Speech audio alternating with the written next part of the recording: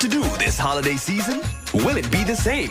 Will you be able to give your family all that they need? Well, with TDC Financial Services, all your holiday woes will disappear. You can get up to $35,000 unsecured for your holiday needs. Give us a call at 465-6516 or 469-5430 to find out how we can help to make your holidays happier for you and your family. TDC Financial Services, where money is made easy. The Cable introduces My Cable, your convenient online cable account experience. It gives you the power to pay your bills in real time, manage your account, view your current bills and bill history, view channel lineup, request a service, and upgrade Ultra TV services. All this without ever visiting the cable office. To sign up, all you have to do is log on to www.thecable.net. Now you have the power to manage your account online with My Cable. From the Cable.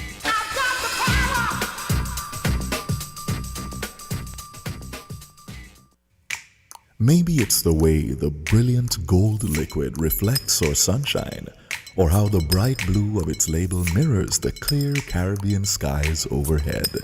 Maybe it's the fresh, crisp taste of this beastly cold beer on a scorching hot day.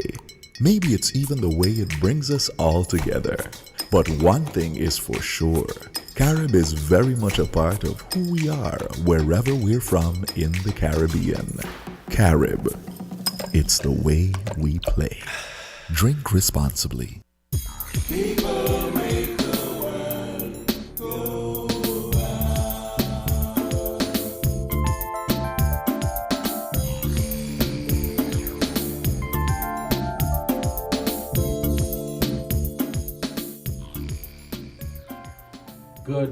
Good morning to our listeners, good morning to our usual listeners and our first-time listeners. Welcome to Inside the News for Saturday, November 7th, 2020, here on WinFM 98.9. I am your host for today, Devon Cornelius, and I am being joined by some distinguished women and man here in the studio. We have Mrs. Giselle Matthews. She is the president. We have Miss Natalie Kelzik, she's the vice president, and we have Mr. Andrew Satney, the executive director. And they are representatives of the St. Kitts and Nevis Chamber of Industry and Commerce. I would not speak any longer. I would allow them to give a short introduction of themselves, just tell the first-time listeners a little bit about who they are, and we will head right into our discussion. The discussion is about the reopening of the borders and compliance within the business community. Mrs. Matthews? Good morning to Javon, our host. Good morning to all listeners, viewers, and those streaming on live on WinFM. Have a pleasant weekend to all. Today is the first day where our borders will be reopened in a significant manner. I know we opened on the 31st officially, but today we have our first flight landing, American Airlines, I believe with 128 passengers on board. It's a bittersweet moment, I think, for the country. It's a balance where, as a chamber, we have been in collaboration over the last several weeks, months, with our stakeholders within the organization, those who have been very concerned about the future of their businesses, the sector in itself, the hotel and tourism sector. And we, as a chamber ourselves, have had to advocate in some manner, precautiously, obviously, in a manner, in how do we find a balance between staying healthy, keeping the country safe, reopening in a manageable and responsible way has really been the focus. I think the NAOC and Mr. Samuel and the CMO, Dr. Laws, Dr. Cameron Wilkinson, they've kept us safe and sound for the last 8 months, and they've done an amazing job in taking their role and responsibility very seriously. And having a healthy workforce and a healthy community is key, because you can't reopen if your people are unhealthy. So I think that was brought up yesterday. Andrew made the point at the at our presentation yesterday. So we're in a good position, and we have that strength right now to reopen with a community who are ready to go. However, we face the fear, our largest fear, of our people being exposed to community spread, and that is the biggest fear. And I think why we're here today is to say we are trying to strike this balance where the economy's health is critically important. The government can't continue to fund millions of dollars into the future. COVID is not seemingly disappearing anytime in the very near future until there's a vaccine. And even then, the vaccine might have question marks, and we might not be in line to receive that very shortly after anyway.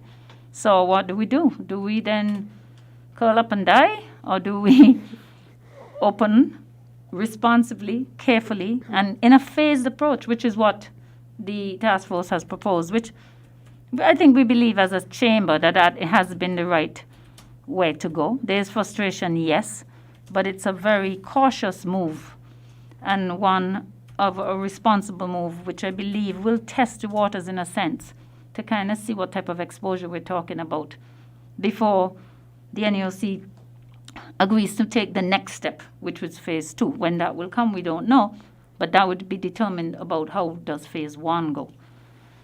As we know, the Caribbean bubble was a very good initiative. It was a move by CARICOM to have a level of protection for our people, that they can move about more freely, we can have business done within the region, etc. People can see their families, do some medical, tourism in there, visas, all the things that we know we need to be doing when we travel within the region. And unfortunately, that now has come to a halt.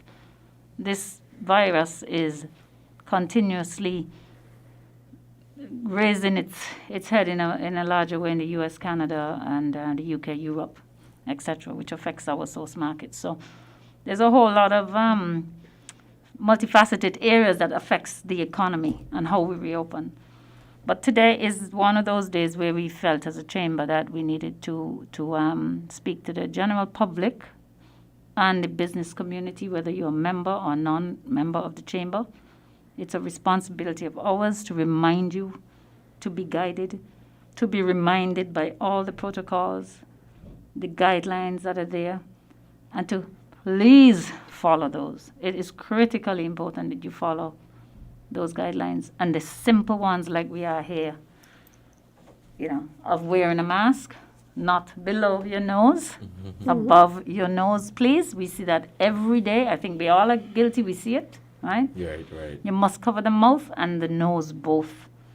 And the simple thing of washing hands and sanitizing. Those are things that individuals can do responsibly, easily, to mitigate exposure.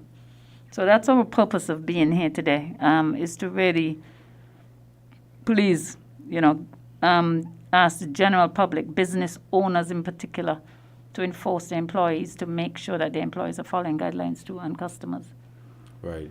Thank you so much, Mrs. Matthews. Natalie? Well, hi. Good morning to everybody in the airwaves. I think Madam President said it best when she spoke about why we're here today. But I just want to add, when you put COVID, the time that we're living in, into context of what does it mean when we actually get a vaccine, I'm sure lots of people out there are having that conversation. Oh, when a vaccine comes out, will you take it? I have been personally surveying people since we came out of lockdown because after that, PTSD of being in lockdown, it's like, okay, so where is the light at the end of the tunnel? And I have not found one person, young, old, middle-aged, that has said, yeah, I'm going to be first in line for that vaccine when it comes out. So we really have to put things into context and say, even if there is a vaccine and that might be the light at the end of the tunnel, I haven't met anyone who wants to take it. So this mask, washing hands, being compliant is really our early vaccine that we all need to take right now. Thank you so much, Mr. Satney. Good morning, everyone. Andrew said. Could pull the mic closer. Okay. Good morning, everyone. I'm Andrew Satney, the Executive Director of the St. Kitts Nevis Chamber of Industry and Commerce. We have a major role, major part to play in ensuring that we keep the community healthy. So that is why, for example, even if on the airwaves you hear several different infomercials speaking about what to do and what not to do with respect to protecting yourself and the community from this coronavirus, we think it's our duty to remind you again, come with a different tone of voice, perhaps you'd pay attention, and to tell you that we in the business community are very serious about it, and we are aware sometimes there's some complacency with regards to how people operate when they enter some of the business places. I think in the next couple of days, you will see serious enforcement. And as we know, the authorities have already indicated that if they catch you without your mask, that could be a ticket for $500. They will enforce it, and we're encouraging you to do the same. It is protecting your life, your health, and everybody else's health out there. In the President's intro, she made reference to the relationship between economics, commerce, and health. Yes, we're aware with the COVID-19 pandemic, the economy of St. Kitts, like many other economies around the world, has been impacted seriously. And as you know, economies that are heavily dependent on tourism were most intensely impacted. So, for example, according to the central bank data and statistics, that St. Kitts and Nevis' economy will contract by more than 15% for 2020.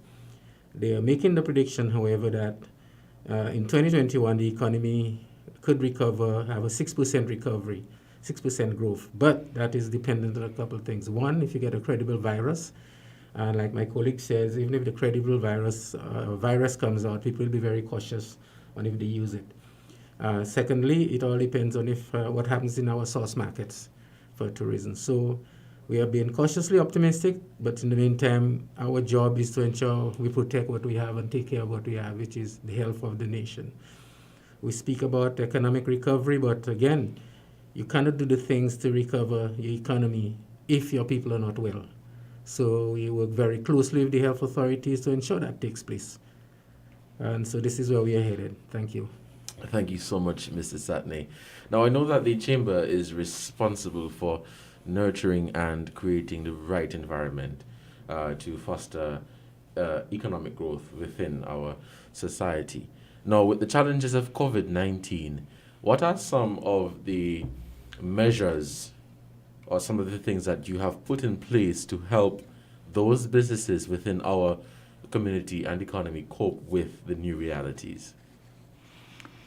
Well, so I think once COVID, when we closed our borders, I should say back in March, late March. Late March, right. The Chamber embarked on a series of, I would say, alert. It was more of a PSAs in a sense, I suppose, to our membership in terms of on our website, on sharing it within our database, again through email to our members. You probably may have perhaps seen us on some of the NEOC task force updates, where we were very present in providing information to the public, to small businesses in particular who would not have had the infrastructure within their organizations to basically enact major changes that they needed to do within their own organizational structure, from working at home to having the right type of technology to knowing how to cut costs, because all of a sudden they're faced with a possible closure of their businesses, whether it would be in the next 6 months. Providing them with the tools to know how to manage that process, little things that they could do within their businesses that they may have taken for granted before, and how they could just minimize additional cost and operational expenses, which would help them to go in for the long haul. Small stuff that you will not think about. Like turning off the lights, for example. Off the lights. Right. If you're not in a room, turn the AC off. If you're gone to lunch and it's an hour and a half you're going to be gone for, whatever, don't leave it on.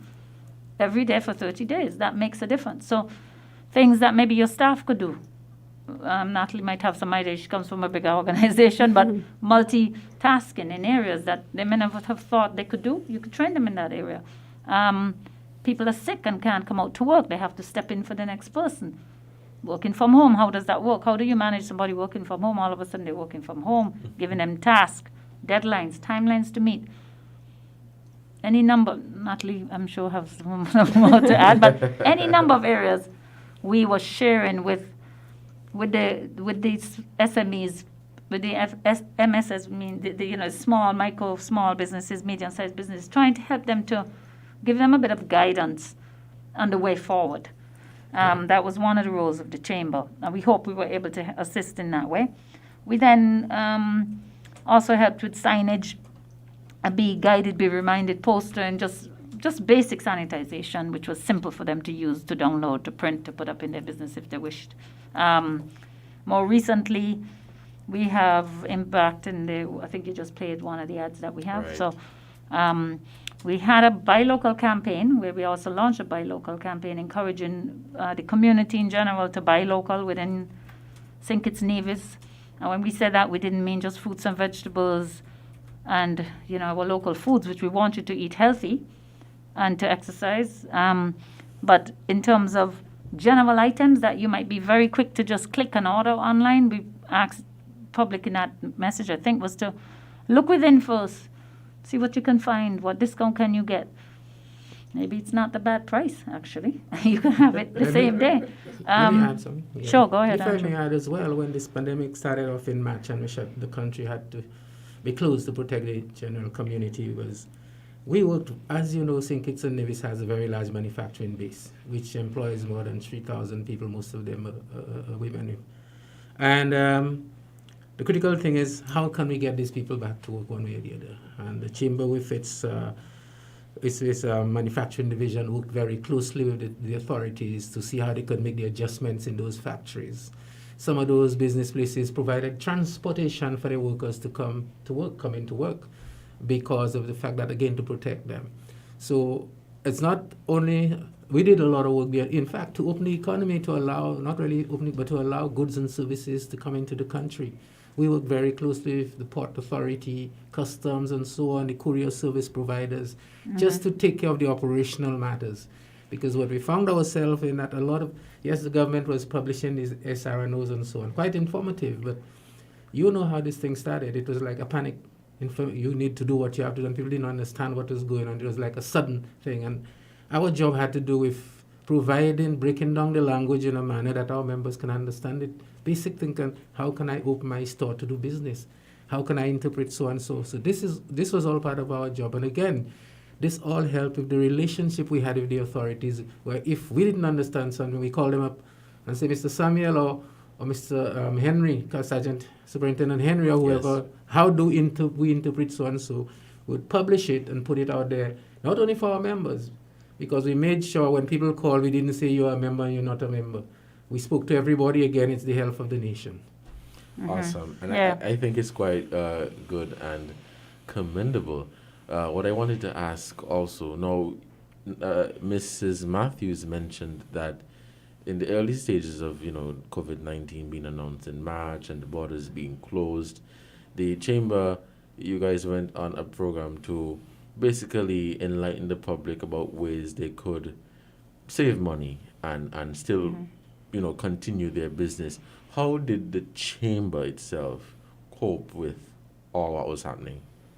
Well, we ourselves, and Andrew runs the operation of the daily operation of the actual office. So, I mean, while I know what they did, I think I'll let him have the limelight on that one, because that's his area. Go ahead. If I may, for general information, the Chamber of Commerce membership is quite diverse.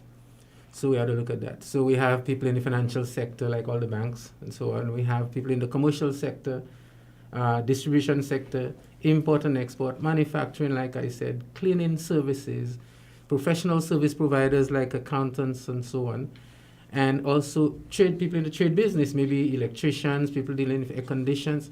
And at the end of the day, they themselves had to work within the arrangement. So I spoke about financial services. So members of the bank are members of the chamber. That's also the Bankers Association.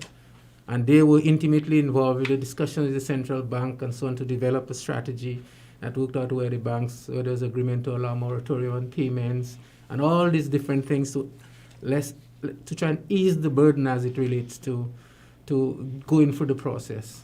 We work very closely with the Department of Labor, for example, when they were working out the strategies on how to address some of the persons that would be unemployed and so on and so forth. So, and they called us and say, what do you think, and so on. So for us in itself, our job had to do with, some people might think, oh, the chamber is just there to try and make money. The primary responsibility of the chamber is to improve the quality of life of the people of the Federation. We are guided by that. And that link to that is the fact that to do so, we have to provide employment. We have to help feed some of our people as well. So we were told that quite a large section of the working community had lost their jobs, especially in the hospitality sector.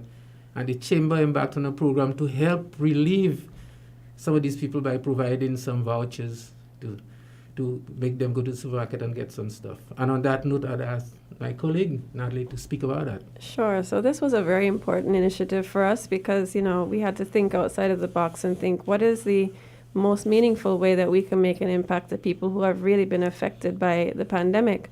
We met with many stakeholders who look after the communities, like the Red Cross Society, as well as the Department of Gender Affairs and Social Services, among others. And we really found that there's a lot of people out there who just cannot afford to put food on the table. And that's a really big deal when people can't eat. So we came together with our members and also the two stakeholders that I mentioned to form a partnership to we raised over $44,000, I believe is the most current tally, and we're still accepting donations to feed families. So we presented that in the form of food vouchers to grocery stores, to families on a monthly basis. And we split it not only for St. Kitts, but also families in Nevis as well. And, we did get some great feedback on that. So I would like to make a plea to those listening that if you would like to make a donation to feed families who are really, really in need of something to eat, please contact us at the chamber.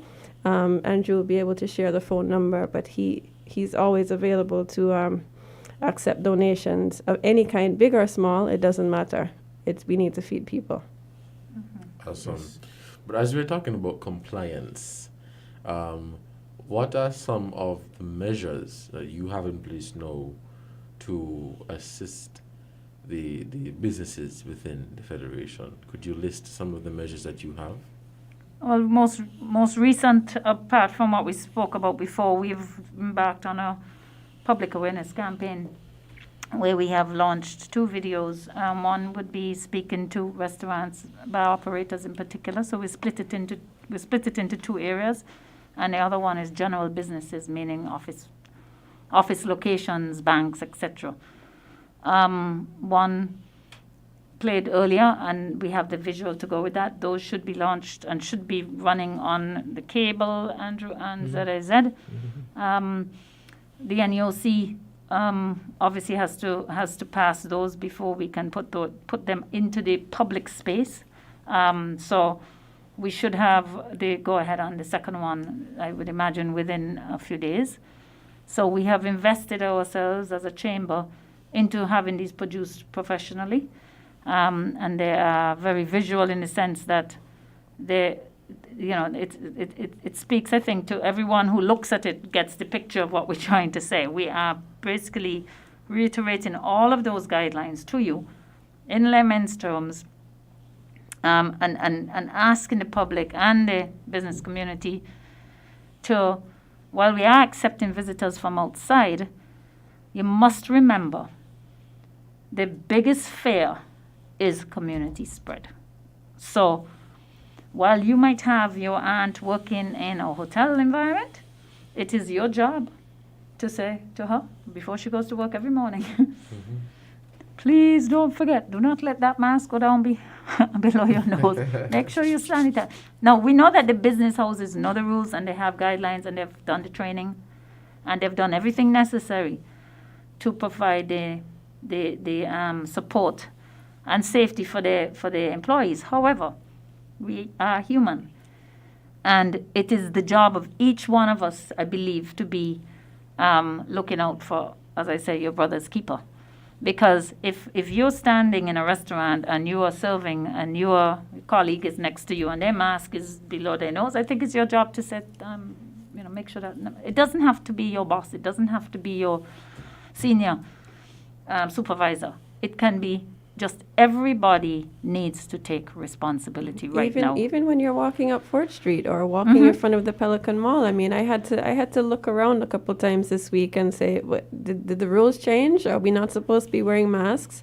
Because a few weeks ago, everyone, first the masks were on the face, then you see them slip below the chin, then they were on the wrist, and now they've just disappeared completely. So, after Well, that's today, because we have no cases. We have no cases. And that's just everybody You still being... have to be cautious. You have to be cautious. And this is the thing, because people become very complacent. Right. And we cannot afford to be complacent any longer. And if you go into a business house, I think we all agree here, and our entire board would agree with me, if you go into a business place and they did not sanitize you, or there was nobody there to make sure your mask was on, or you saw someone slip through the door who didn't have a mask, then they need to be told. I mean, the business, Absolutely. the supervisor on duty needs to be told, why did that person just come in and he didn't have a mask? I think it is a job for the entire community, because it's all of us who are at risk, and it's important that everyone looks out for the next person, and the blame can't just go on one. It has to be a collective approach,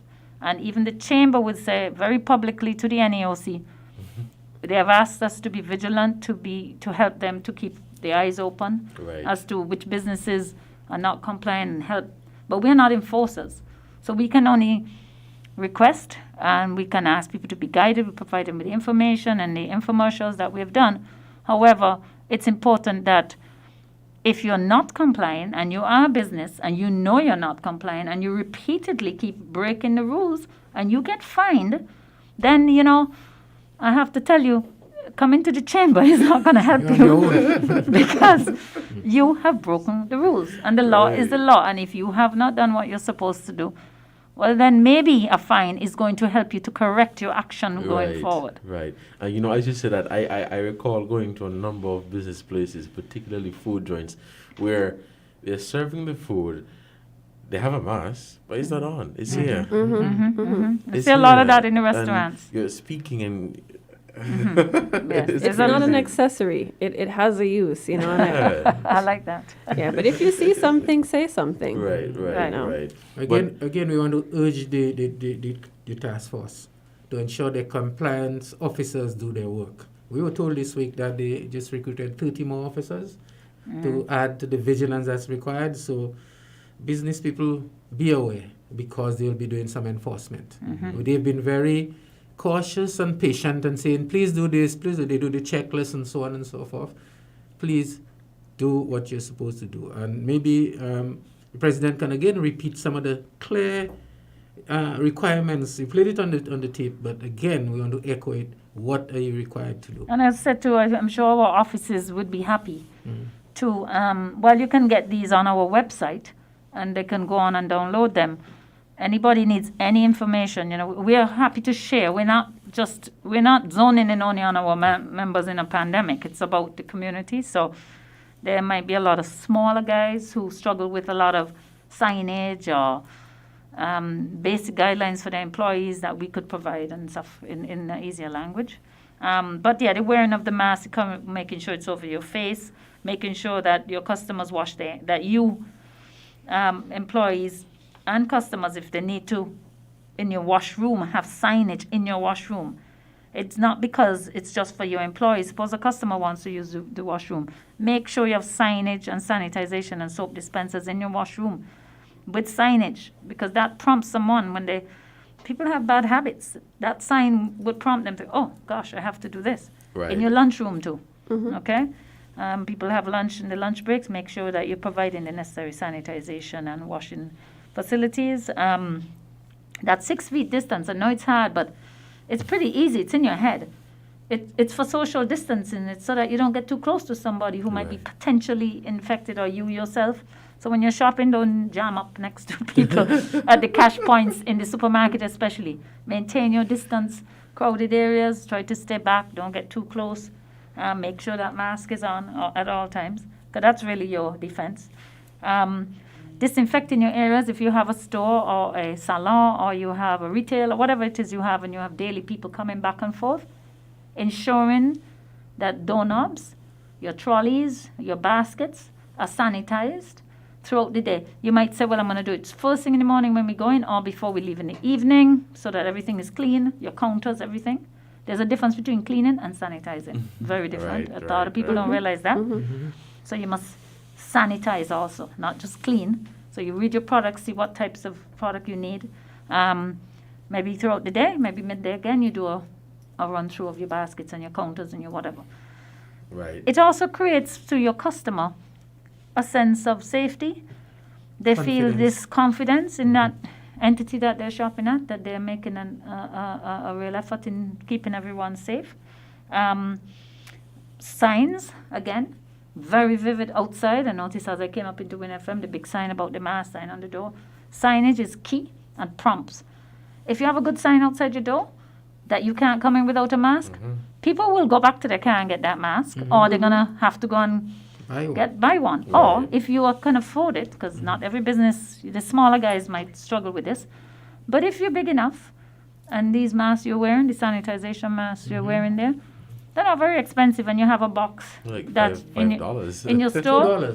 You don't want to lose a sale for $200. You give a $5 mask. But I agree with you, because I remember I was going to Value Mart during the lockdowns, and I honestly forgot my mask, and I had none in the vehicle, and they were like, "You can't come in." I'm like, "Don't you guys have a mask? You just sell me for $5, or could you give me a mask?" And they lost more than $200. Let me stand up for Value Mart here. I am the executive director at Horseford, and we have lots of masks for sale now. Awesome. But during the lockdown, they were really short. So Wow. actually, we made a decision as a company to hold back the masks that we had, because we actually donated them to the nurses and the people at the front line during that Which time. is fair. So I apologize that you couldn't get a mask. I understand. But let us just pause for a break to play that ad one more time. So for those first-time listeners, and for those listening, of course, to have a sense of what we're doing here today. Kitts and Nevis Chamber of Industry and Commerce would like to remind persons when patronizing businesses to abide by the following COVID-19 guidelines to protect employees, customers, and our community. Urge employers to check employees and customers with a non-contact head thermometer on arrival to a business place. It's mandatory that employees wear a face mask when at work and in the presence of others. No customers will be permitted to enter an establishment without a face mask. Encourage both employees and customers to wash their hands with soap and water, or sanitize their hands with an alcohol-based hand sanitizer of at least 60% alcohol when entering a building, after interacting with customers, and throughout the day. Remember to maintain 6 feet physical and social distancing. Consider installing barriers such as sneeze guards or partitions in high-traffic areas to limit close contact between employees and customers. Clean and disinfect highly touched surfaces such as doorknobs, telephones, cash registers, bathrooms, tables, and countertops regularly throughout the day. Offer e-commerce services or curbside pickup options wherever possible. Encourage good hygiene practices among staff and customers by posting signs and posters in the business place. For more information and tips to consider, visit www.covid19.gov.kn. Are you wondering what to do this holiday season? Will it be the same? Will you be able to give your family all that they need? Well, with TDC Financial Services, all your holiday woes will disappear. You can get up to $35,000 unsecured for your holiday needs. Give us a call at 465-6516 or 469-5430 to find out how we can help to make your holidays happier for you and your family. TDC Financial Services, where money is made easy. The Cable introduces My Cable, your convenient online cable account experience. It gives you the power to pay your bills in real time, manage your account, view your current bills and bill history, view channel lineup, request a service, and upgrade Ultra TV services. All this without ever visiting the cable office. To sign up, all you have to do is log on to www.thecable.net. Now you have the power to manage your account online with My Cable. From the Cable.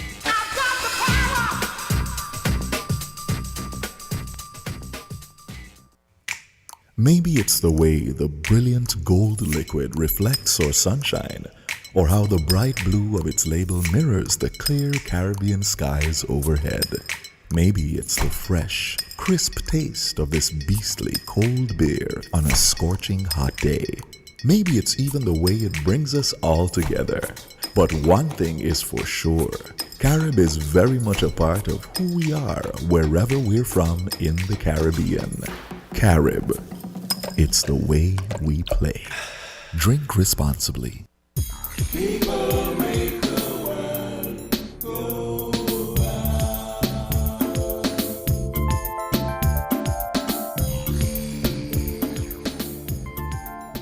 Good morning again, and welcome back to Inside the News with the St. Kitts and Nevis Chamber of Industry and Commerce. We are talking about the reopening of the borders and compliance within the business community.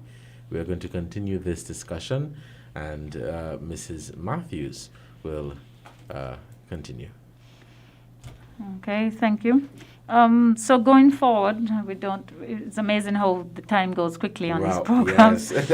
So going forward, the Chamber has embarked on on setting up what we call a private sector liaison committee. So we're in the midst of formulating that framework. We feel that this is the angle we wish to go forward with the NEOC's blessing.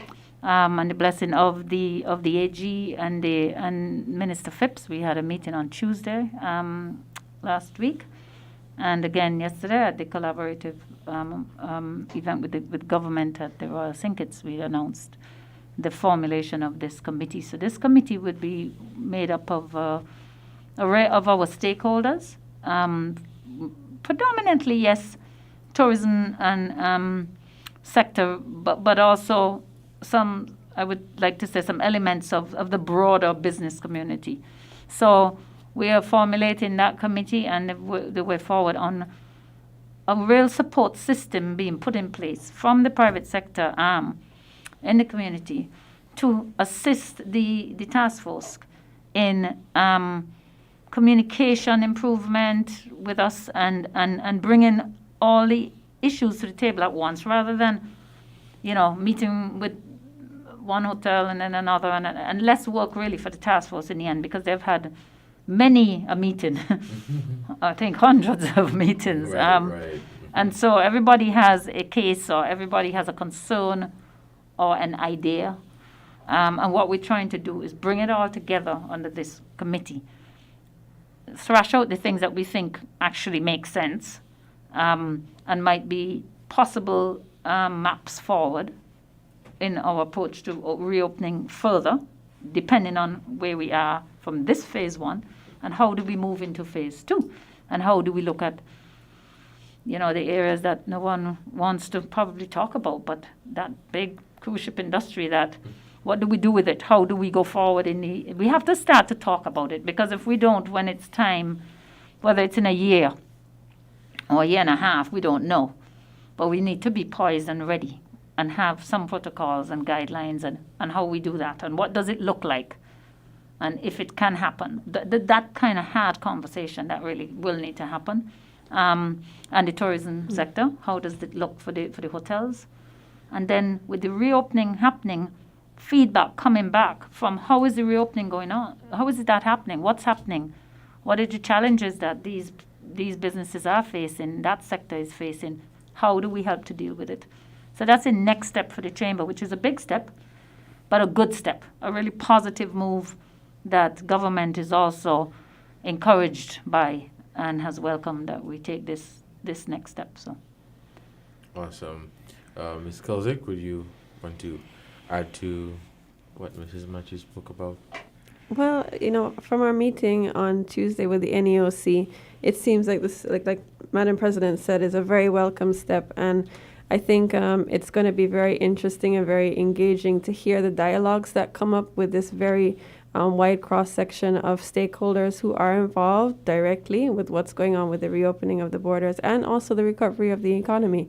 It's an ongoing conversation, and really and truly with the formation of this committee, we really get the sense that this is where the hard work is going to be, in having these dialogues and creating these meaningful proposals and conversation between different sets of minds, people in different industries, people with different experiences. So we're looking forward to having a unified approach moving forward, and hopefully we'll be able to make a huge impact. Awesome. Mrs. Satney? Yeah, just to add with regards to the recovery of the economy. In our presentation with the government yesterday at Royal St. Kitts Hotel, we identified some areas which must be addressed to deal with that. For example, we spoke about improving the business environment, and linked to that, the use of technology going forward, because as we all know, with the COVID-19 task force and physical distancing and spatial distancing and all, and social distancing, you would have to use technology quite a bit for purchasing, payments and all that. And we were encouraged by the words of the government, where they are heading into the direction to ensure at the government level you can have at least e-payments instead of walking from here then and handing cash and so on. So that came up for discussion yesterday to ensure that the business environment for business improves tremendously, and where possible reduce the amount of red tape and bureaucracy, which is very important to attracting foreign direct investment into your country. We are looking at other means with regards to different sectors that need to be addressed. For example, for perhaps in our manufacturing sector. The manufacturing sector is very important. And it is the work of our work and the government, both of us, to work at improving that sector where possible. Maybe diversify our markets, use whatever facilities we have to get new products on the market, and so on and so forth. Where possible, again, to reduce the cost of energy as much as possible. So encouraging the use of solar panels and working on the issue of the feed-in program to basically, if you have solar panels on your business, you have more energy than you need. You can sell back to the national grid, some kind of arrangement. We understand that the legislation is passed, but the regs have to be passed as well. And we're encouraging all these kind of things. And earlier on, you talk about reducing costs. Reducing costs in energy is extremely important where possible. Right. So, another area that before COVID wasn't spoken about that much because we just take it for granted, but it's the private international offshore education that brings a significant 11% of our GDP into St. Kitts. We see the students every day. We take them for granted. What do they contribute to our economy? You don't really bother about it because they live among us. We had a chance to feel what it feels like without them here very recently. Yeah. So I would like to say thank you to the collaborative approach that took place to get them back here, because that is about 500 of the Ross are back on island now. Everybody has gone through the quarantine process, the guidelines, they've been tested and released. They're all good. They're all good. Now the ones, how it worked was everyone was brought into the Miami area, because remember they're coming from all across the U.S. Yes. And then at that point they were tested, and then those if there were any negatives, they were not obviously allowed to get on the flight. So and then when they got here, they were tested again and they went into quarantine. Now Ross has a bit of a advantage in the sense that they have that facility on their compound where they have housing. The other universities, unfortunately, don't have that. So it has been a bit easier for Ross. And they established, being an offshore international, recognized school, they're accredited. And with that accreditation comes certain stipulations in order for these students to be able to graduate. They have to do their labs and the clinicals here on campus, or they cannot be maintain the accreditation and graduate. It's a very high level school, and so they have to fulfill all of those. Now obviously they have their own challenges in terms of how many students they can have in labs, how many students in the lectures, etc. So they have to work, and they are working with the NEOC on that, and the NEOC is checking on, they do their site visits, etc. But we're very pleased to have them, that market back. The people who work there, many locals, as you know, work on campus there. They're back to work. Housing for people with mortgages. I know one friend of mine told me she had 4 showings today for now. So now we're starting to see these are some activity. Yes, so we are encouraging. Obviously, I'm sure the NEOC, the task force, is looking at how can they now look to further. I think the next set for us in particular is looking at January, but what about the other 2 universities, and how can we do that? I'm sure we just have to think outside the box to think about, because we can't rely strictly that this phased opening, and even we don't know what's going to happen, and if and how many cases we might get, and that might stalemate us again. So at least if you have those guys here, we have some traction taking place in the economy. Right. Yeah. And I just wanted to add, well, I know there's a representative on the board for Nevis. Ms. Kelsick did mention that you guys went on a program to assist families that were in need. And so I know that was carried out on the island of Nevis. But I'm from Nevis, so I have a keen interest in what's happening on the island of Nevis. What are some of the works that you guys have been doing on Nevis through the representative, apart from that initiative? Well, we have a Nevis division. The chamber has a Nevis division. We have a council in Nevis, and we have great news. We just hired someone in Nevis. He actually came over yesterday for the session at the hotel with us and joined us. Good. He's come in as a consultant to the chamber. He is very well versed and lots of experience and knowledge on the Nevis sector. And so the hope is to build that market up a bit more and have build ultimately our membership over there, but get greater collaboration between the two islands and the two. Right. Actually, right. between the chamber, we're very big over here, obviously. So this is the head office, but certainly we need to do more, and we want to bridge. And we're actually going to Nevis next week, Thursday, to have a visit.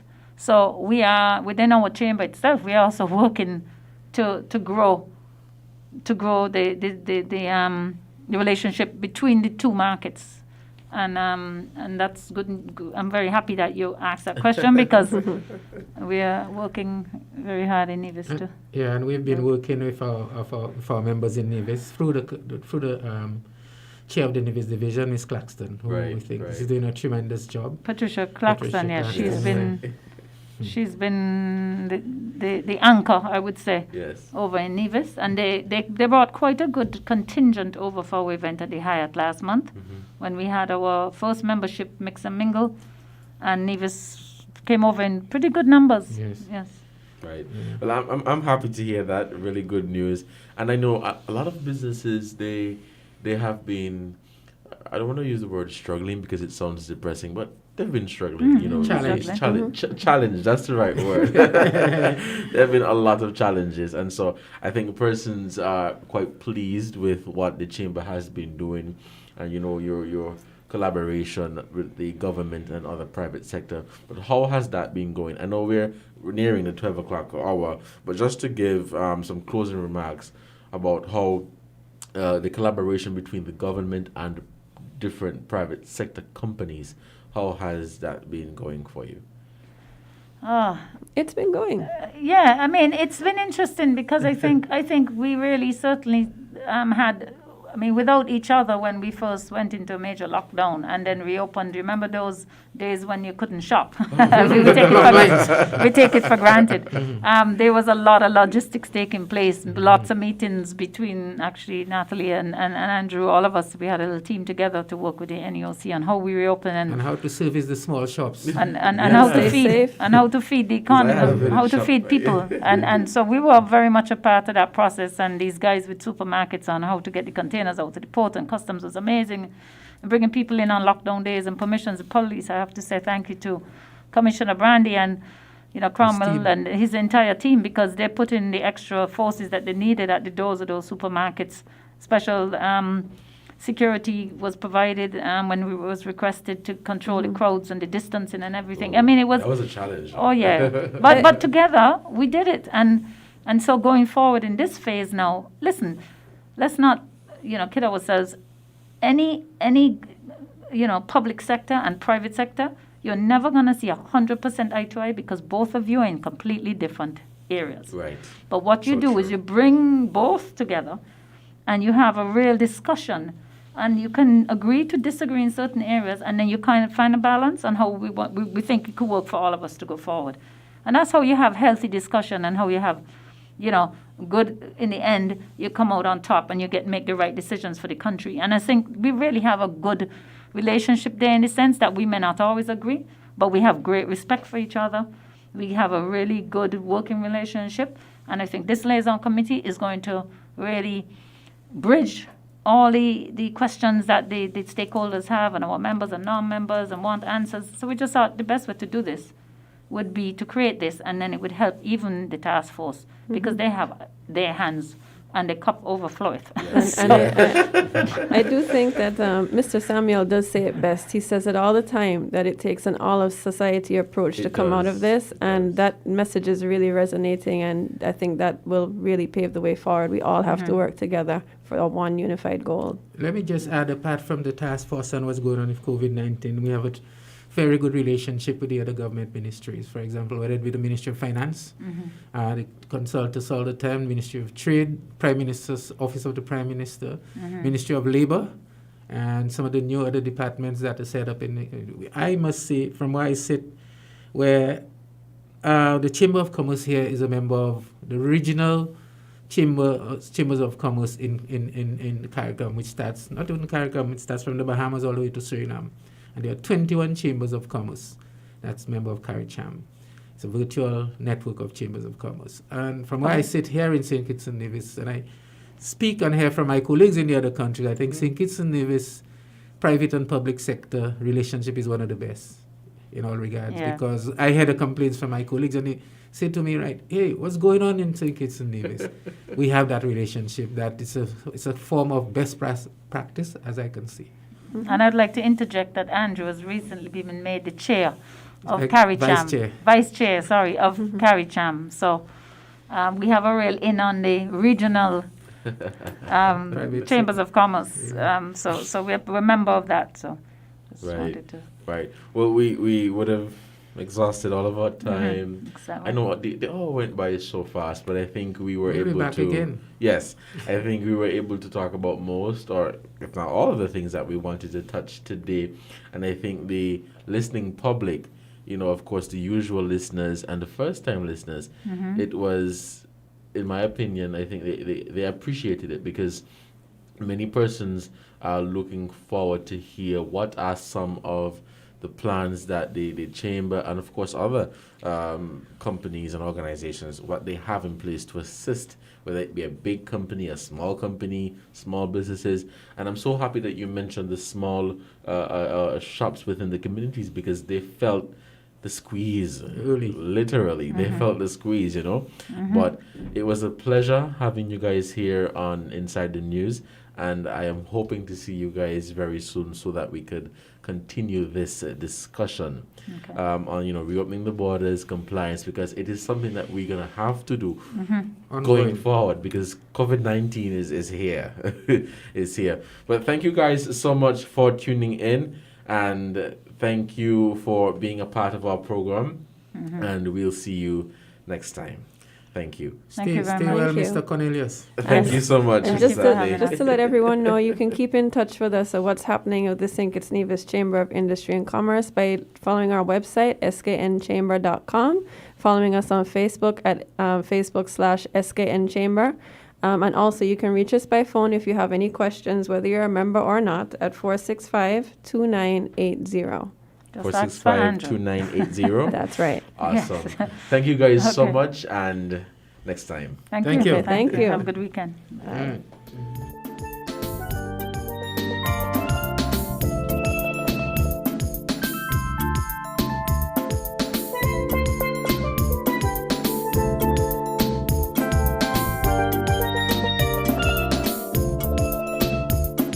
The St. Kitts and Nevis Chamber of Industry and Commerce would like to remind persons when patronizing businesses to abide by the following COVID-19 guidelines to protect employees, customers, and our community.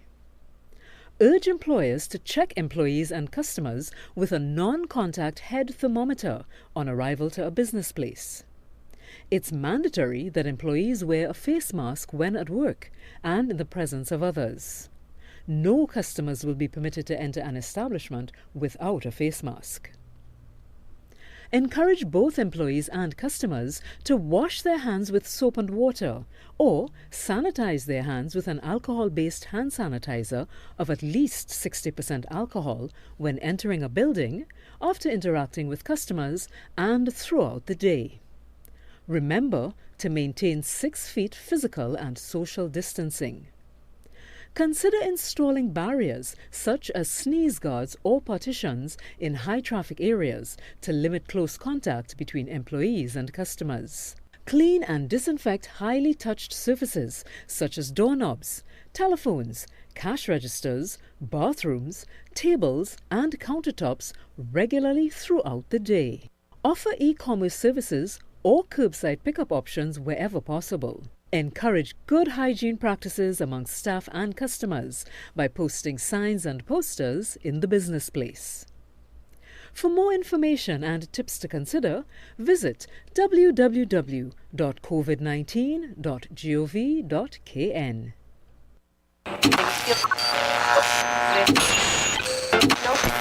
You found the sound. 98.9 Win FM.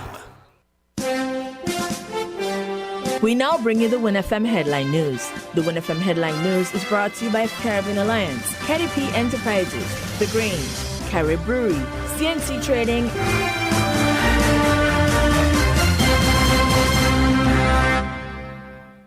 Did you know that the Grange Healthcare Facility is the first purpose-built non-governmental healthcare organization on St. Kitts, offering 24-hour nursing, therapeutic, and residential care for older adults? It's situated at Otley, 7 miles east of Vastair in beautifully landscaped surroundings. The Grange has a team of highly trained professionals and provides care that's rated as being comparable with UK and North American standards. The Grange offers varied accommodation to suit your individual needs, and our all-inclusive packages make the cost of care per hour the most competitive on the island. Services include convalescent care for all ages, daycare facilities for older adults, rehabilitation services, and training and continuing education for healthcare providers. For more information, call 466-5525 or 465-8020, fax 466-8221, or email thegrangehealth@gmail.com, or visit our website at www.grangehealthcarefacility.com.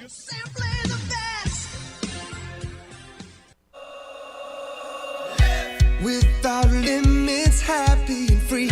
The skin you're in with no apology. The one to seize the day. Grab an LLB. Live, love, be.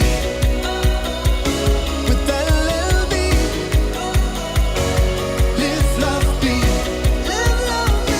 Be who you know you can be. Grab an LLB.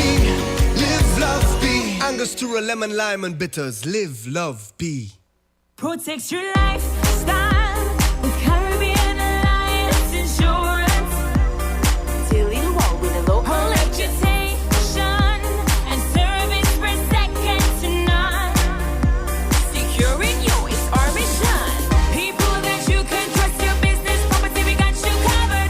Motor or personal, whatever it is, we got you covered. 130 years in this business, we've got you covered. For all your insurance needs, visit or call us at 465-2631 or 469-5303. Delia Walwyn, people you can trust. Shipping your cargo shouldn't be a hassle. It can be as easy as a single call to Amerijet International, your worldwide cargo transportation solution. We provide all the services you need to ship your goods anywhere in the world. Whether your shipment is fresh, frozen, large or small, alive or hazardous, you can count on Amerijet to deliver it safe and sound. Amerijet International, by land, sea or air. We get it there. For more information, visit us online at www.amerijet.com or call us at KDP Enterprises, Telephone number 466-9595. Maybe it's the way the brilliant gold liquid reflects our sunshine, or how the bright blue of its label mirrors the clear Caribbean skies overhead. Maybe it's the fresh, crisp taste of this beastly cold beer on a scorching hot day. Maybe it's even the way it brings us all together. But one thing is for sure, Carib is very much a part of who we are wherever we're from in the Caribbean. Carib. It's the way we play. Drink responsibly.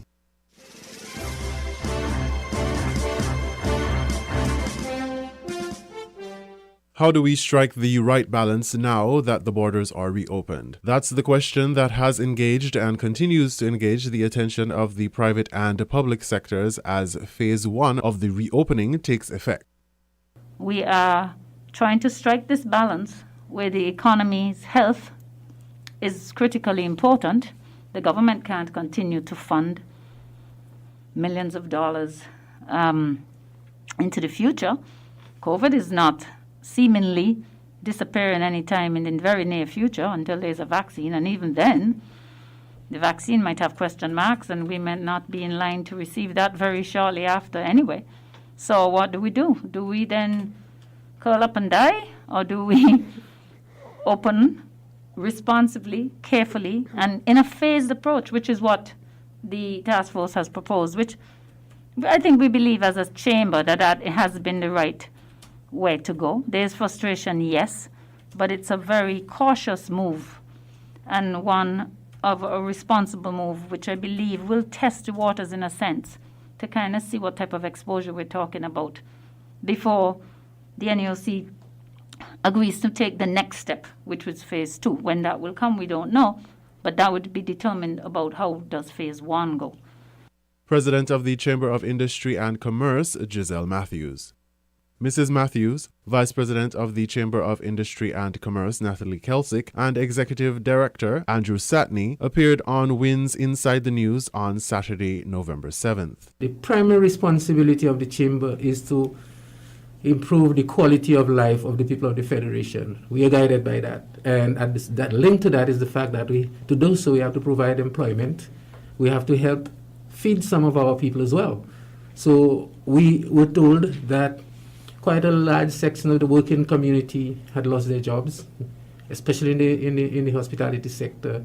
And the Chamber embarked on a program to help relieve some of these people by providing some vouchers to make them go to the supermarket and get some stuff. And on that note, I'd ask my colleague, Natalie, to speak about that. Sure. So this was a very important initiative for us because, we had to think outside of the box and think, what is the most meaningful way that we can make an impact to people who have really been affected by the pandemic?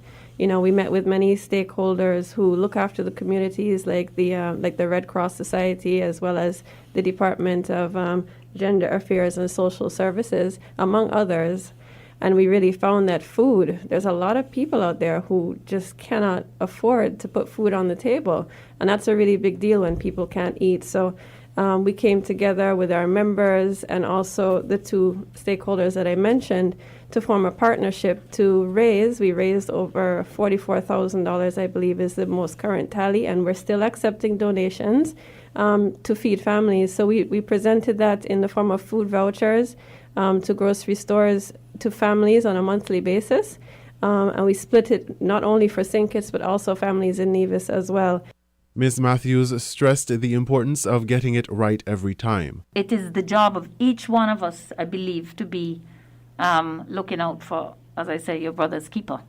Because if you're standing in a restaurant and you are serving and your colleague is next to you and their mask is the job of below their nose, I think it's your job to set, make sure that it doesn't have to be your boss. It doesn't have to be your senior supervisor. It can be just everybody needs to take responsibility right now. Even when you're walking up 4th Street or walking in front of the Pelican Mall, I mean, I had to look around a couple times this week and say, what, did the rules change? Are we not supposed to be wearing masks?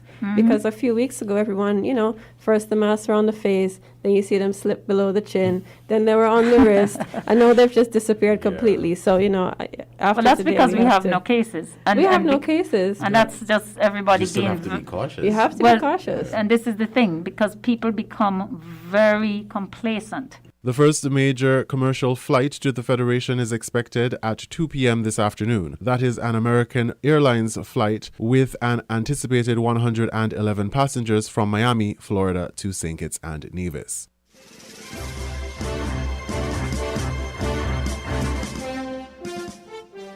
The Royal St. Christopher and Nevis Police Force on Friday, November 6th, issued a statement regarding the tragic death of a woman in Bath Village, Nevis, who died on the morning of Thursday, November 5th, 2020, after being electrocuted by a live line.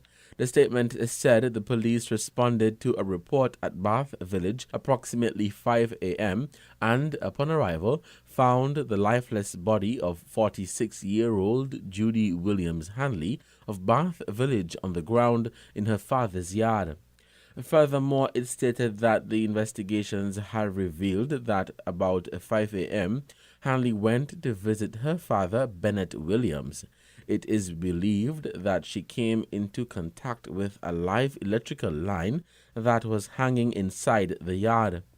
A number of persons tried to assist her, including Williams, but were unsuccessful. Williams received burns to one of his feet and subsequently taken to the Alexandra Hospital, where he is in stable condition. The district medical officer, after examining the body, pronounced Hanley dead, and an autopsy has been scheduled to determine the exact cause of death. Efforts to contact NEVLEC for an update on the ongoing investigation were unsuccessful, as at news time Saturday morning.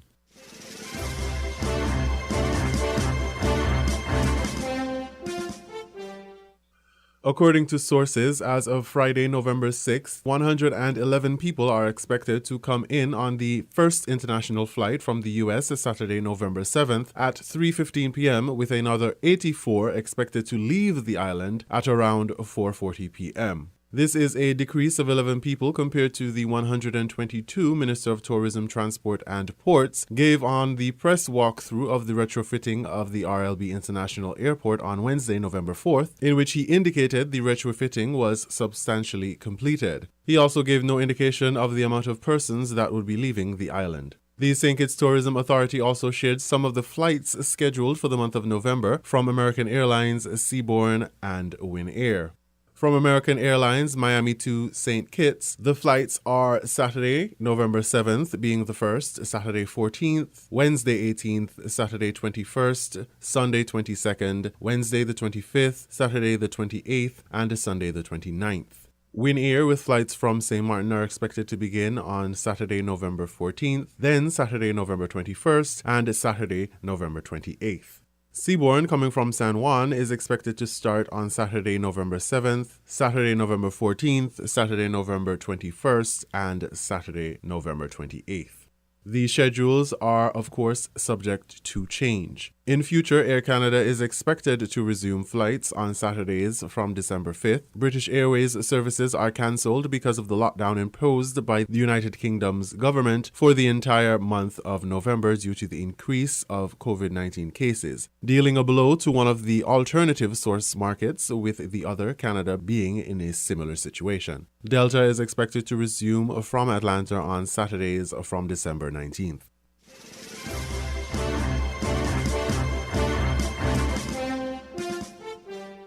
In a bit of literary lighthearted news, Nevis has introduced Little Free Library, an international library program sponsored by Sugar Mill Real Estate at Cliff Dwellers. The program is designed to provide access to books throughout local neighborhoods. Currently, there are 8 little libraries throughout the island, each with a supply of free books to encourage people to take a book and share a book, to keep the books in circulation. In an interview with Suzanne Gordon, owner of Sugar Mill Real Estate and initiator of the program, gave Wynn a brief snapshot of the little free libraries. Well, I would say each little library could hold, I would say 40 books, depending on the sizes of the books. And then every few days we replenish them, because the way the program works is people get used to taking books and then possibly bringing other books back, the same book or other books back. According to a post shared on social media, Gordon got the idea for the libraries after she read the obituary of the late founder, Todd Bowl, who had established the library idea. His first library, a little red schoolhouse, was built in tribute to his mother. After traveling to Florida, then London, and then New Hampshire, Gordon noticed these little libraries everywhere and thought they'd be terrific on Nevis. So I've had to replenish maybe 6 of them already, because people have taken them, and some people have brought some back, but mostly the books have just gone, which is good because it means the books are getting into the community. Aside from Sugar Mill Real Estate, Art Santelli and Todd Miller, both of Cliff Dwellers, helped with the construction costs. With the help of the talented and creative carpenter Vishal Sukh, they were able to start construction on the little buildings. Currently, there are 100,000 libraries registered in over 100 countries worldwide. Now maybe there's 8 more because of Nevis, and I think it's just a service that people already seem to be quite excited about, and people have called me and said, "Oh, can I put books there?" And yes, of course. The program also received a donation of CDs from the Hermitage with opera, classical music, and old-fashioned show tunes, and according to Gordon, seemed to be very popular as people seem to be taking them. Gordon, who is currently based in Nevis, said the focus of the program is tailored to Nevis. However, she indicated that if anyone in St. Kitts would be interested in starting a Little Free Libraries program, she would be happy to assist and advise them as to how she accomplished the task. The island businesses who have agreed to host the libraries are the Nevis Car Rental at Cockeys Bay, Hillcrest Groceries and Bar in Fountain, H&M Seafood Bar in Cotton Ground, Rivery House in Charlestown, Alvina Gas Station in Gingerland, Rose Stop and Shop in Jessops, Dee's Cellar in Chickenstone, and Cliff Dwellers. There are 2 more libraries to be added. We do have 2 more libraries that have been built, but I have not put them up yet. I'm currently looking for locations and would be interested in suggestions of places people think would be good locations. Trying to find places where people, routinely either congregate or pass, or in neighborhoods that are quite densely populated and possibly would get a lot of use. For more information or to donate books, please call 869-663-8910. That's 869-663-8910 via WhatsApp to help keep this literacy effort continuous.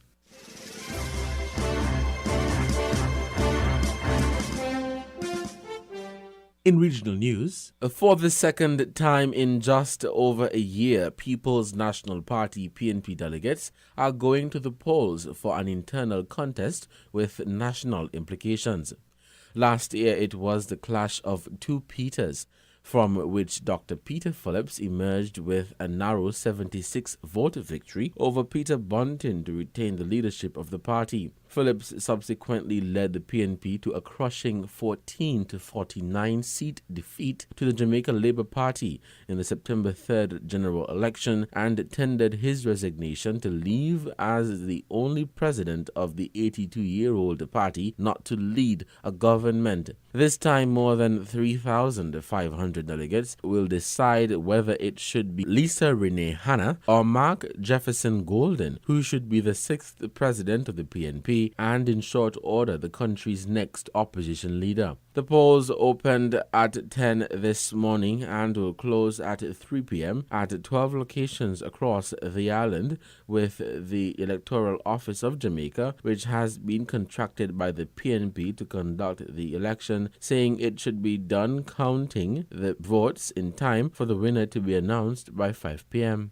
After a short and relatively clean campaign, both Golden and Hannah last Wednesday declared that they had done enough to convince the delegates and were confident of victory. I am ready as I need to be for Saturday, and I am pleased with my campaign team. We have done the groundwork and I am looking forward to Saturday, declared Hannah, the Member of Parliament for St. Anne South Eastern. The 45-year-old Hannah is running under the theme Bring Back the Love and has spent much of the campaign beating back claims that she has been one of the divisive elements in the party. Golden, the 55-year-old attorney at law and corporate banker, in his first full term as the Member of Parliament for St. Anne Southern, has pointed to his track record as a cabinet minister, party treasurer and successful businessman as reason he should be elected to lead the PNP. With 1/3 of the delegates eligible to vote being based in the party's Region 3, which covers Kingston and St. Andrew, both Golden and Hannah are targeting this block with big hitters from those parishes among their key backers. Golden has the endorsement of corporate area heavyweights,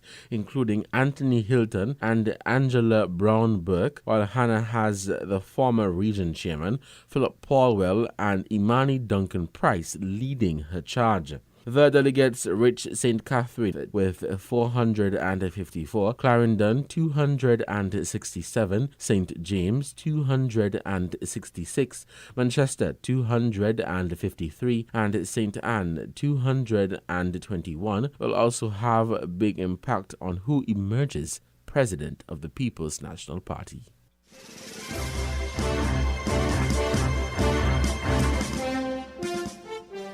In news from Guyana, the new Minister of Tourism, Industry and Commerce, Onej Walrond Alikok, is in the news because of documents that reveal the renouncing of her U.S. citizenship after being sworn in as a Member of Parliament. This report from Guyana News Source.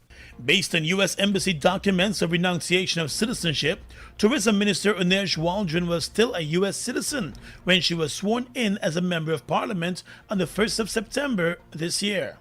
In the documents provided to the National Assembly by the minister herself, her loss of U.S. citizenship was approved on the 8th of September, 7 days after she was sworn in as a Member of Parliament.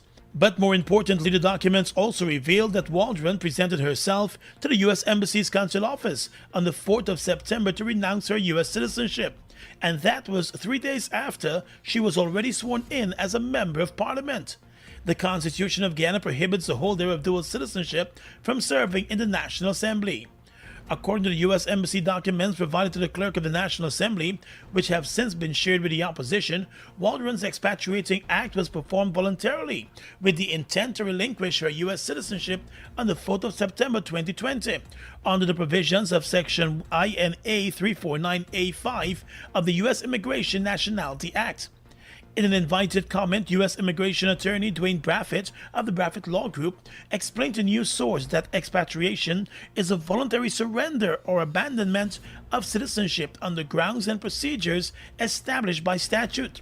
He said based on the documents provided by the minister, her expatriation fell under INA 349A5, which states that a person who is a national of the United States, whether by birth or naturalization, shall lose his or her nationality by voluntarily performing any of the following acts with the intention of relinquishing U.S. nationality.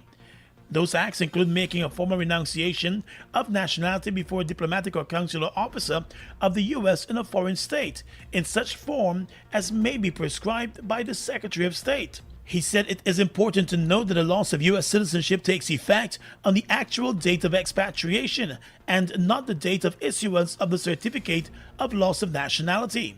The attorney said in essence the minister renounced her U.S. citizenship on September 4 before the U.S. consular officer. The Clerk of the National Assembly, Sherlock Isaacs, in his response to the opposition leader's request for information and a copy of the renunciation documents, stated that he sought legal advice.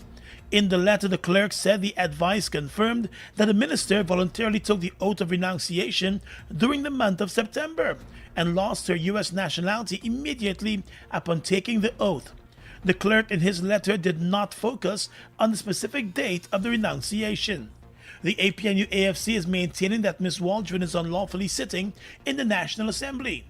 According to party officials, the U.S. Embassy documents provided by the clerk of the National Assembly have confirmed that Waldron took the oath of renunciation after she was already sworn in as a member of parliament.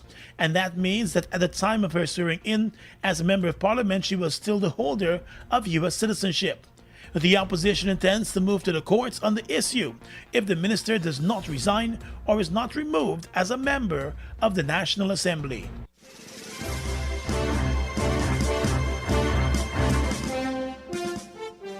We now bring you this international report. Guatemalan troops rescued survivors stranded on roofs on Friday in a remote mountainous area of Alta Verapaz. Heavy rains from the remnants of Hurricane Haida have caused a massive mudslide that authorities say might have killed 100 people. In a news conference, President Alejandro Giammattei said it will be days before the true toll of the storm is known. This morning we had 4 dead, but unfortunately that figure went up to 50 after mudslides took place in Huehuetenango and San Cristobal. We are trying to reach those areas by foot because we can't get there any other way. Roads have been cut off. It's thought many of the dead were buried in their homes in the village of Queja. About 150 houses have been swallowed by mudslides there. In western Honduras, high winds and heavy rain have also damaged thousands of homes, killing dozens. On Friday, residents gathered to retrieve their belongings from the debris. I'm in pain because I have lost everything. I'd been struggling for years to have my house, and now I'm left on the streets. It's sad. God has to give me something better. Rescue operations across much of Central America have been slowed by destroyed roads and bridges. Evacuation orders remain in place in parts of Honduras as flooding was still a possibility. We have been advising people that are here on the edge of Zone 5 that there is an alert, that the river is rising more, so that they don't risk their lives. And as Central America reels, forecasters say the storm is regaining strength as it heads toward Cuba and Florida over the weekend. Alessandro Ampietti, Al Jazeera.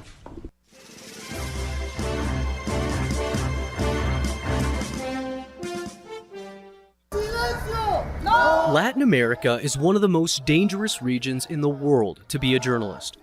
According to a recent report by the UN, in 2019, the region accounted for 40% of all confirmed killings of journalists around the world. Alejandro Telles from Ciudad Juárez says he left his job as a reporter after receiving death threats and after several of his colleagues lost their lives for reporting on organized crime in the city. I've experienced the violence and the threats firsthand. I see the risks that are taken every day to practice journalism in Ciudad Juárez, and I've witnessed through the lives of my colleagues every time I've had to say goodbye to a friend. Last year, one human rights group launched a campaign seeking to, quote, revive the voices and images of slain journalists by reactivating their social media accounts. Their slogan is Still Speaking Up. No me pueden matar dos veces. Organizers have also incorporated image manipulation software into their campaign. This video features the likeness of Javier Valdez, a Mexican reporter who was murdered in 2017. Soy Javier Valdez, periodista y escritor. I'm Javier Valdez, journalist and writer. I was killed on May 15, 2017, on orders by someone who did not like what I published. But as you can see, I'm here, speaking to you. Activists say the digitally manipulated videos are a form of protest directed at the federal government to do more for press freedom. Javier Valdez had to return from the dead to demand justice because our institutions are incapable of delivering justice to his family. Since 2006, Mexico has endured a spiral of violence that's claimed the lives of at least 132 journalists, among thousands of others. Despite a promise made by Mexican President López Obrador to protect members of the news media, there have been at least 32 journalists killed since the start of his administration.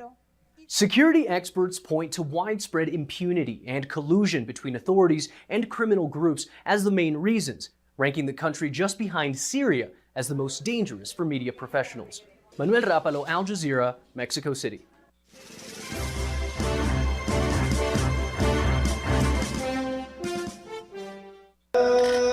The first Friday prayers in the first official Athens mosque. Only 13 people were allowed in because of coronavirus restrictions, but it was still an event of massive significance. We started this campaign for a mosque in 2006. Athens is the first European capital to build a mosque at public expense. Greece has had a Muslim population of 100,000 for more than a century, but they live in the north of the country. Athens has had very few Muslims until 2 decades ago, when they began to arrive as economic migrants. And their numbers grew with the surge in refugees in the last 5 years. The religious needs of this community have until now been met by about 100 unofficial mosques, usually in rented basements. This mosque brings Muslim worship above ground. It's an acknowledgement of demographic change and the need for equality. Its new imam is a physicist of Moroccan descent, and his first message from the pulpit was one of unity. We Muslims are not bad people, despite all the propaganda. We love Greece, and we don't create problems for them. My son is 19 and in university. His best friend is a Christian. There's no animosity between them, just love and friendship. That has not been the message from Greece's nearest Muslim neighbour and traditional rival, Turkey. The two countries have come close to war this year over maritime boundaries and drilling rights. Christian-Muslim relations are being tested with the recent conversion of the historic Byzantine Cathedral of Hagia Sophia in Istanbul into a mosque, and the threatened closure of Islamic centres in Europe following terrorist attacks. In this climate, the opening of the Athens Mosque would appear to offer a much-needed message of reconciliation. The mosque's opening also comes weeks after a Greek court convicted the far-right Golden Dawn Party of being a criminal organization. Among their many crimes were the murder and attempted murder of Muslims. Muslim leaders here say that vigilance against sectarian violence goes both ways. Those who call for the closure of the unofficial mosques, have they asked the police if that is advisable? Muslims are now worshipping in known locations. Under the eyes of the police check these places and we help them. If these close, there will be prayers in places no one knows about. For now, Muslim community leaders and the government are working hard on the message of peace. John Psaropoulos, Al Jazeera, Athens.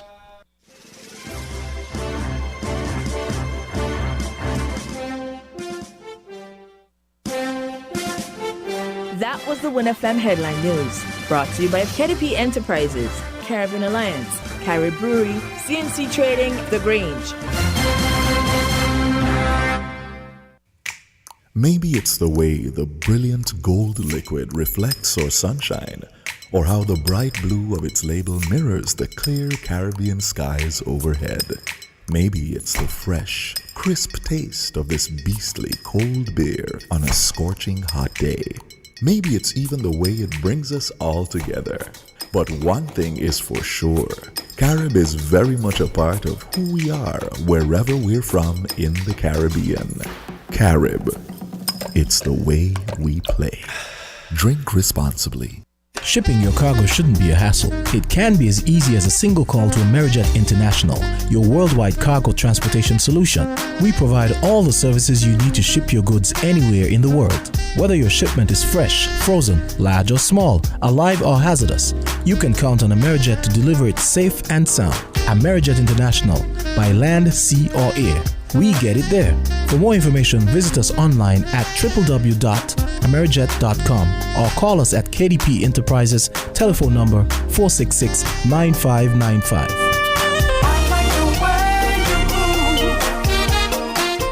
Protect your lifestyle with Caribbean Alliance Insurance. Tilly Wall with a low reputation and service for second to none. Securing you is our mission. People that you can trust, your business, property, we got you covered. Motor or personal, whatever it is, we got you covered. 130 years in this business, we've got you covered. For all your insurance needs, visit or call us at 465-2631 or 469-5303. Delia Walwyn, people you can trust. Without limits, happy and free. The skin you're in with no apology. The one to seize the day. Grab an LLB. Live, love,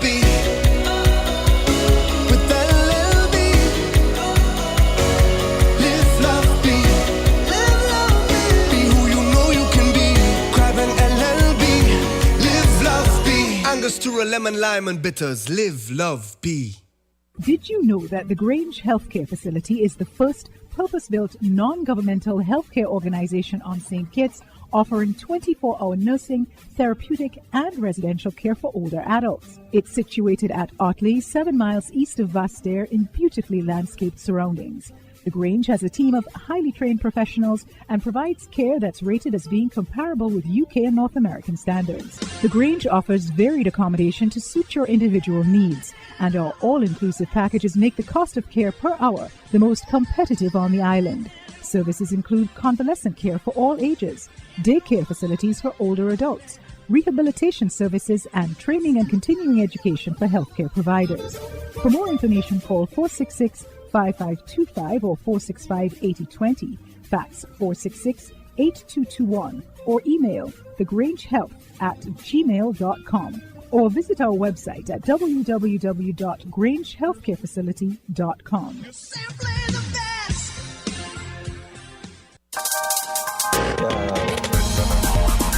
We're different.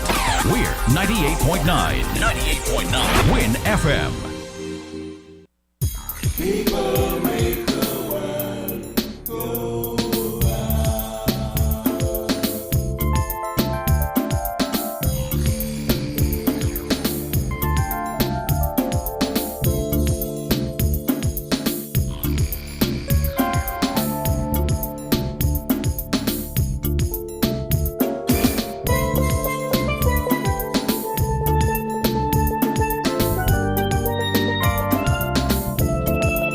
Are you wondering what to do this holiday season?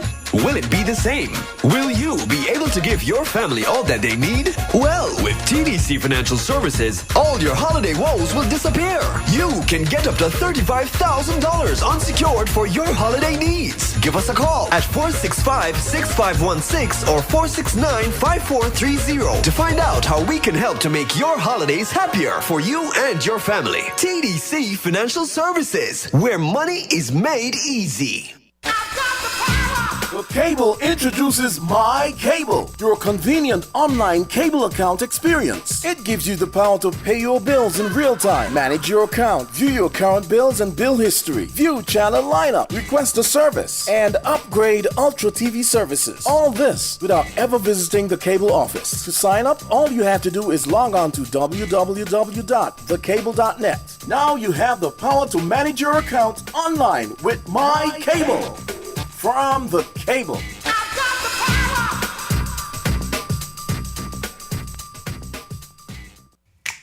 Maybe it's the way the brilliant gold liquid reflects our sunshine, or how the bright blue of its label mirrors the clear Caribbean skies overhead.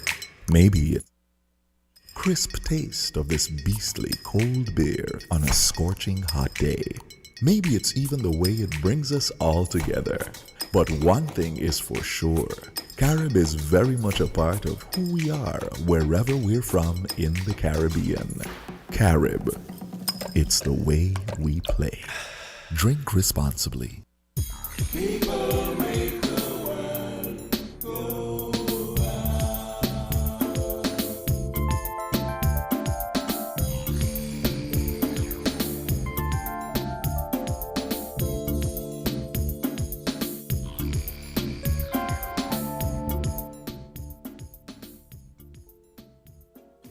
To Inside the News here on 1FM 98.9. I am your host, Devon Cornelius, and I am going to jump right into the good news. I have some great news, some excellent news.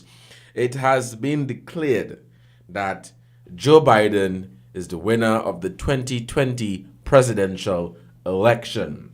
He is now the 46th president of the United States of America. I just saw some videos of some shots of a motorcade happening in New York. A friend sent it to me, and so it's a quite a moment and a joyous occasion right now in the United States for supporters of Joe Biden. They are pleased, they are happy, and they are satisfied with the results that Joe Biden, the 77 Democratic president pick and running mate Kamala Harris, they have been declared the winners of the election. So congratulations to Joe Biden and his team for securing that win. I think he fought long and he fought hard, and he went up against Donald Trump. I mean, Trump is probably kicking up a storm right now. Trump is probably kicking up a storm right now and is not happy.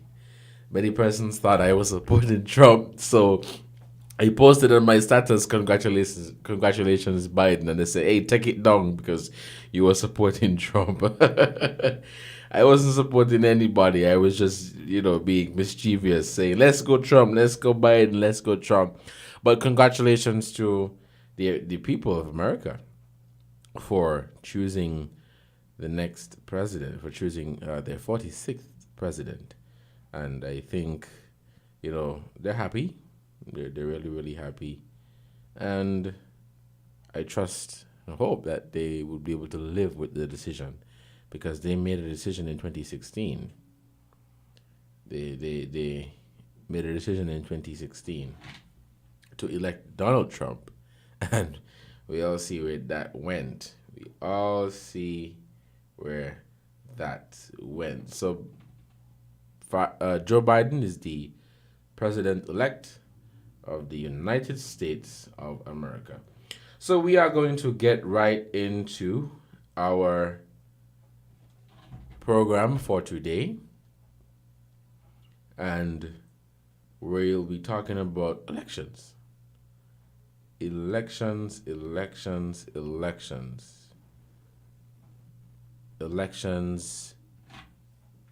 the US and elections in the Caribbean. We have the happening right now, the leadership race between Lisa Hanna and Mark Golden in Jamaica. We had Ralph Gonsalves and his Unity Labour Party making history. We talked about women in politics, and so it has been a political week. Talking about politics and all that has been happening in and around the region and around the world. About politics and all of these major developments. I was quite, let me not say shocked, but surprised that the Labour Party in St. Vincent won the election. I thought that, the NDP had a really good chance, and I thought that they were going to come through, but they did not. They actually lost a seat that was considered to be safe for them. It was the Northern Leeward constituency. They lost that seat, and the Unity Labour Party picked up that seat. And so big things was happening down there in SVG. But what I find to be quite alarming and let me say disappointing, and I don't know if anybody else is talking about it, but I saw some videos and shots and clips of the election in St. Vincent, and I could not believe my eyes, because there were rallies. There were mass rallies, huge. There were fetes. There were parties. People were jamming and mingling and mixing together. And I'm like, well, wait. Obviously, there is no cases. Or probably St. Vincent is living in their own world. The same thing took place in Jamaica. There were rallies. There were parties and all of these things. Even here, people had the little old rallies and so on. And I'm saying, man, this thing is crazy. You're having an election and there is no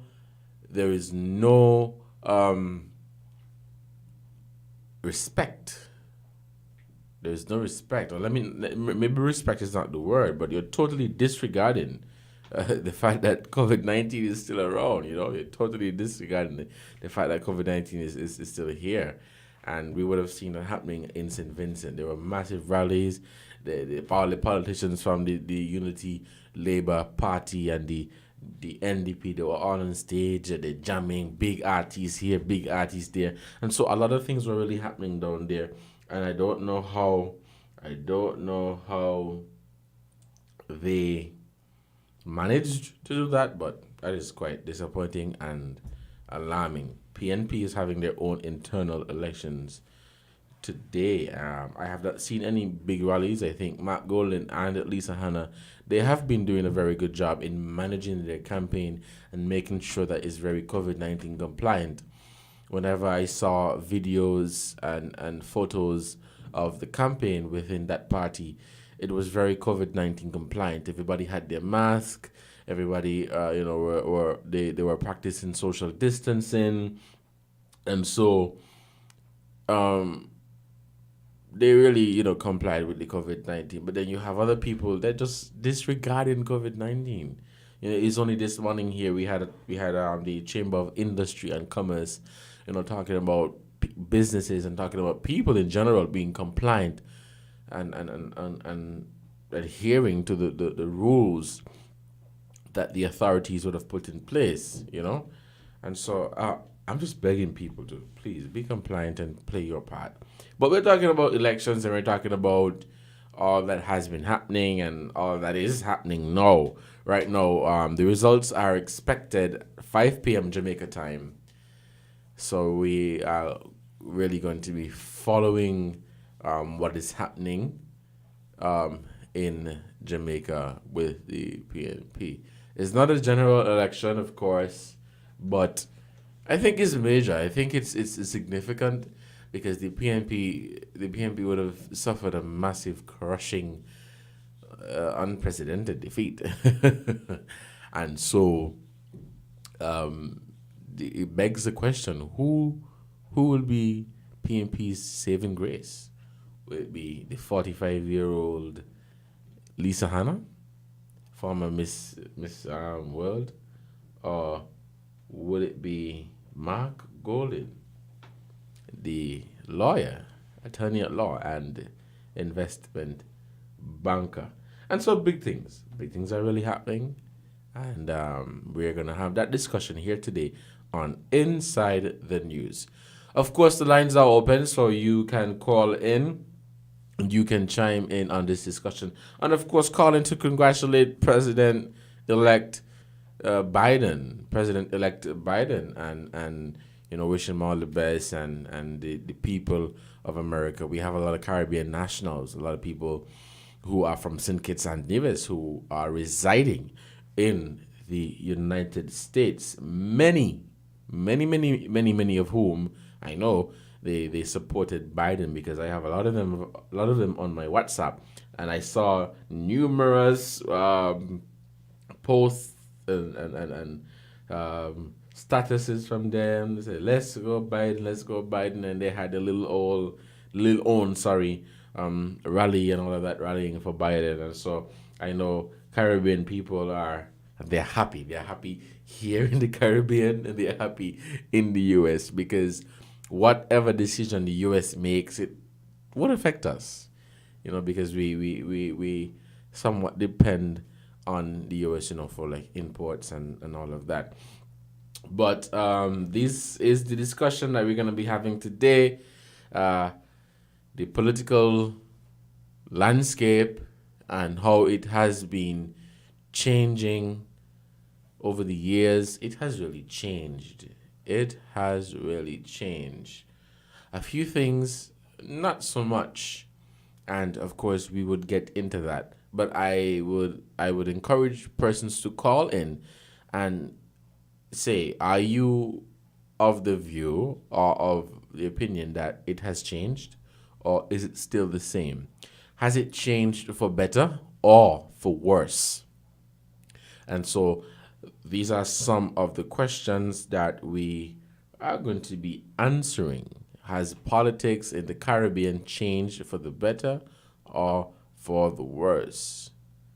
We're seeing a lot of people getting themselves involved in politics, some for good and some for bad. People are getting involved to reap all the benefits, and then you have those who really have a genuine passion for the people.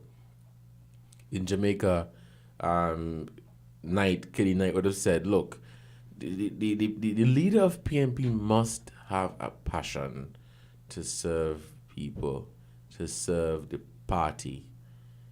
If you're coming with anything else, then don't come. And I'll say it as frank. You should not get yourself involved in politics. You should not put your name on the ballot if you don't have a passion for the people. Don't just do it because you want to reap the benefits, but do it for the love of the people and do it for the love of your country, to serve your people. And so we're talking about the political landscape and how it has really changed and, changing for the better, changing for the worse. What we are seeing now, more women, young women in particular, are getting involved in politics right here in St. Kitts and Nevis. We have here on St. Kitts the Honorable Akila Byron Nisbet, who did something that has never been done before. She won the West Bastia constituency. That constituency has only been won by Labour since the inception of Labour. So that unprecedented, never been done before. Then we have over in Nevis with the Honorable Cleone Stapleton Simmons being the first elected female rep for the Nevis Reformation Party. You had the Honorable Berlin Clark, but she was not an elected rep. She was an appointed. She was a junior minister, a senator in the Nevis Island Assembly. And so, women and young women are really doing big things here in St. Kitts and Nevis and across the region. Lisa Hanna, I like to talk about Lisa Hanna. I'm very sorry, I'm kind of biased. I like to talk about Lisa Hanna. I like her approach to politics. She seems quite real. Well, I'm here and she's there, but following her on social media, she seems quite real. She seems really in touch with the people, and really doing her work as a member of parliament representing her constituency. As I would have said, I've been following her on social media, Facebook, Instagram, and all of that. And she, from the looks of it, she has been doing a lot of work in her community, in her constituency. And I'm saying to myself, imagine she is in opposition. Imagine what she would do if she is back in government. She would have served as Minister of Youth and Culture, quite fitting, because she would have been involved in pageantry and all of that. And so I think she made a significant contribution to youth, the Ministry of Youth and Culture in Jamaica. But yes, women are getting themselves involved in politics. Not just women, but young people, young men. They're adding to their country's development. They're adding to their country's development. And whenever this discussion is had, whenever we're talking about this discussion, people are like, oh, you can't just bring in all the young people. There needs to be youth and experience. And don't get me wrong, I wholeheartedly agree. Because if you put a group of young people to run the country, then it doesn't necessarily mean that everything is going to be smooth sailing. Now, at the same time, you have older persons who are running the country. No, when I say country, I mean across the Caribbean region, across the world. And they're doing a horrible job. They are doing a horrible job. They're not doing what they were elected to do. They're not representing the people. When you ask them questions, they don't want to answer you, forgetting that they're a public servant. They are public servants. And so, as we're having this discussion, it begs the question, when you get yourself involved in politics to become a politician, a member of the national or local assembly of your country, what are you getting yourself involved for? What is your mission? What is your objective? What is your goal? What do you want to do for your people? Do you want to do something for your people, or you want to do something for yourself and your personal interest? These are the questions that we must ask. People are afraid to ask these questions. We have to ask these questions because we need to know. At the end of the day, the politicians are spending taxpayers' monies. How we money them spend? You know, it's not even a laughing matter, but they're spending our money, and we have a right. We have a right to ask them these questions. So yes, we are indeed taking calls here on 1FM 98.9 for Inside the News. We have a call. Good afternoon, caller. You're on the air. Hi, good afternoon. Good afternoon. You're on the air. And how are you doing? I'm doing quite fine. I'm giving thanks. Today is Saturday. I'm thanking the Lord. Well, as you know, God is good all the time, and all the time, God is good. There is nothing definitely wrong about that, and there's definitely something really good about that. I want to say that I really enjoyed the program this morning, which I must thank the president of the Chambers of Commerce and a team which has done an excellent job over the past few months since we have been experiencing this unfortunate crisis.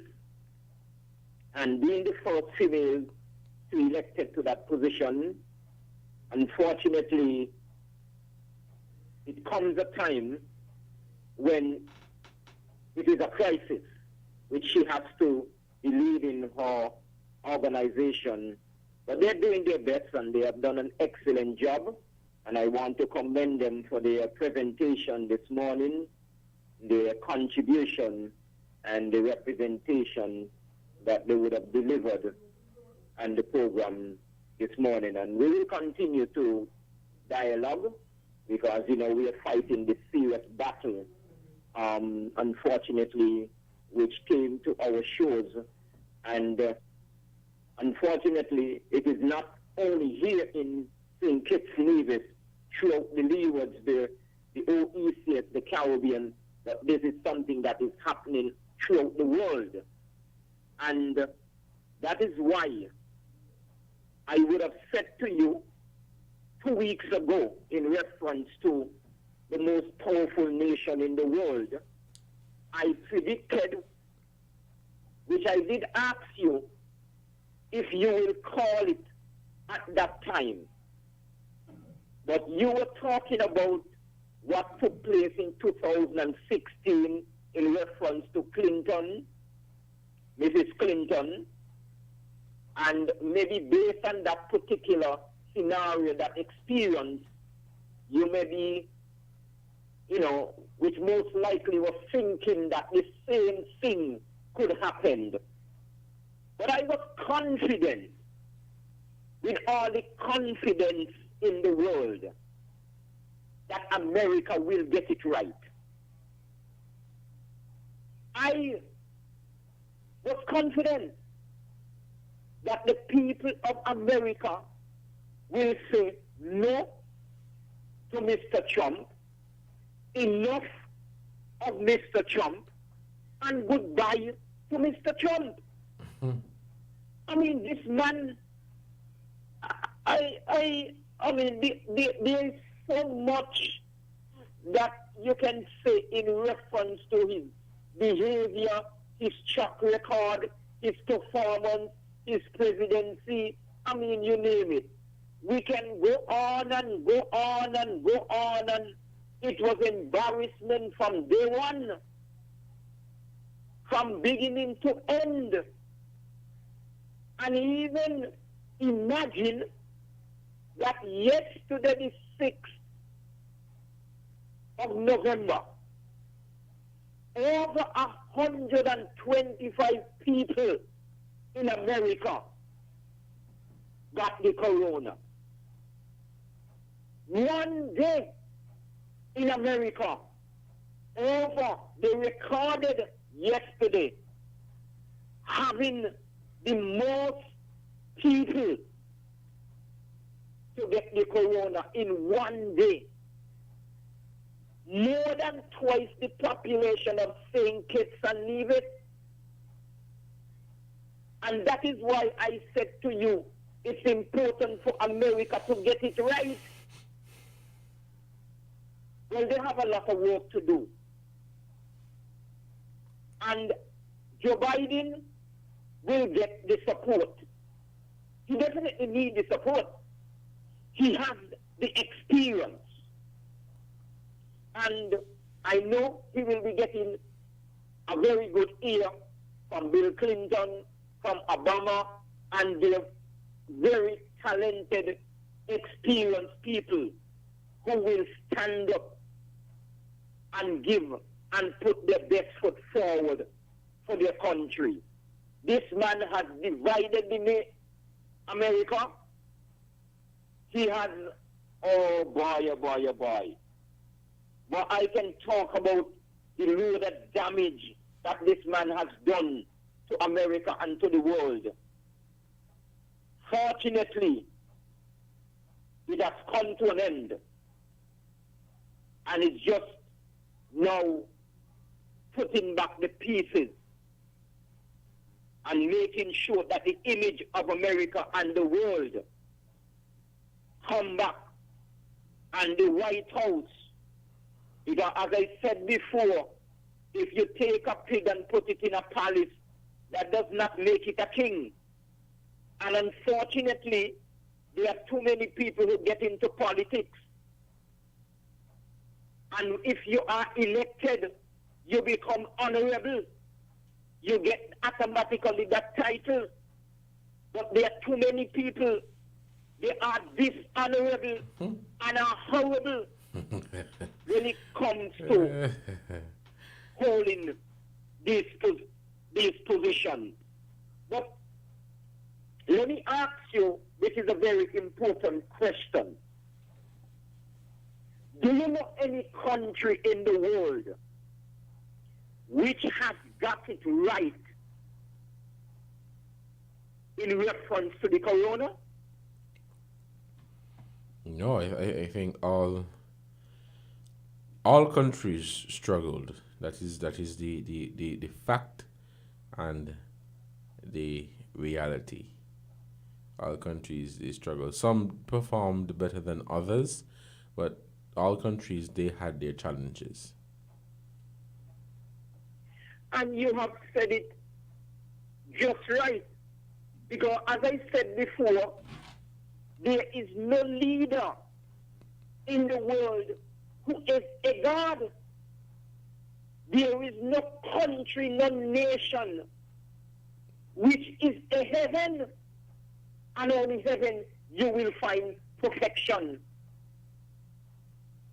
Fortunately, when it comes to St. Kitts and Nevis, we deserve tremendous amount of credit. And our health experts are not even getting the credit. The leadership in St. Kitts and Nevis is not even getting the credit. But I can speak as a citizen of this proud, beautiful nation, which I considered to be heaven and earth. A proud country, and I have many reasons to be proud. I have many reasons to be ashamed, because before 2016, there was serious, unfortunate mismanagement and leadership in our country. Imagine that before 2016, when we had parliament in our country, around Bastille, specifically Church Street and Central Street, were blocked off to the House of Parliament. And when it comes to the House of Parliament, every single citizen in the country must have access to that important house. And that was an unfortunate experience which we experienced. I, to be honest, don't even want to get into those nastiness that we would have experienced before 2016. Because I am concentrating in moving forward. And I know that there are serious amount of distraction throughout the country. Hello? Yes. Please make it short because we're taking some more calls. Right. Okay. That's excellent. Well, I will just probably leave it there for now. And if I have to come back, I will come back.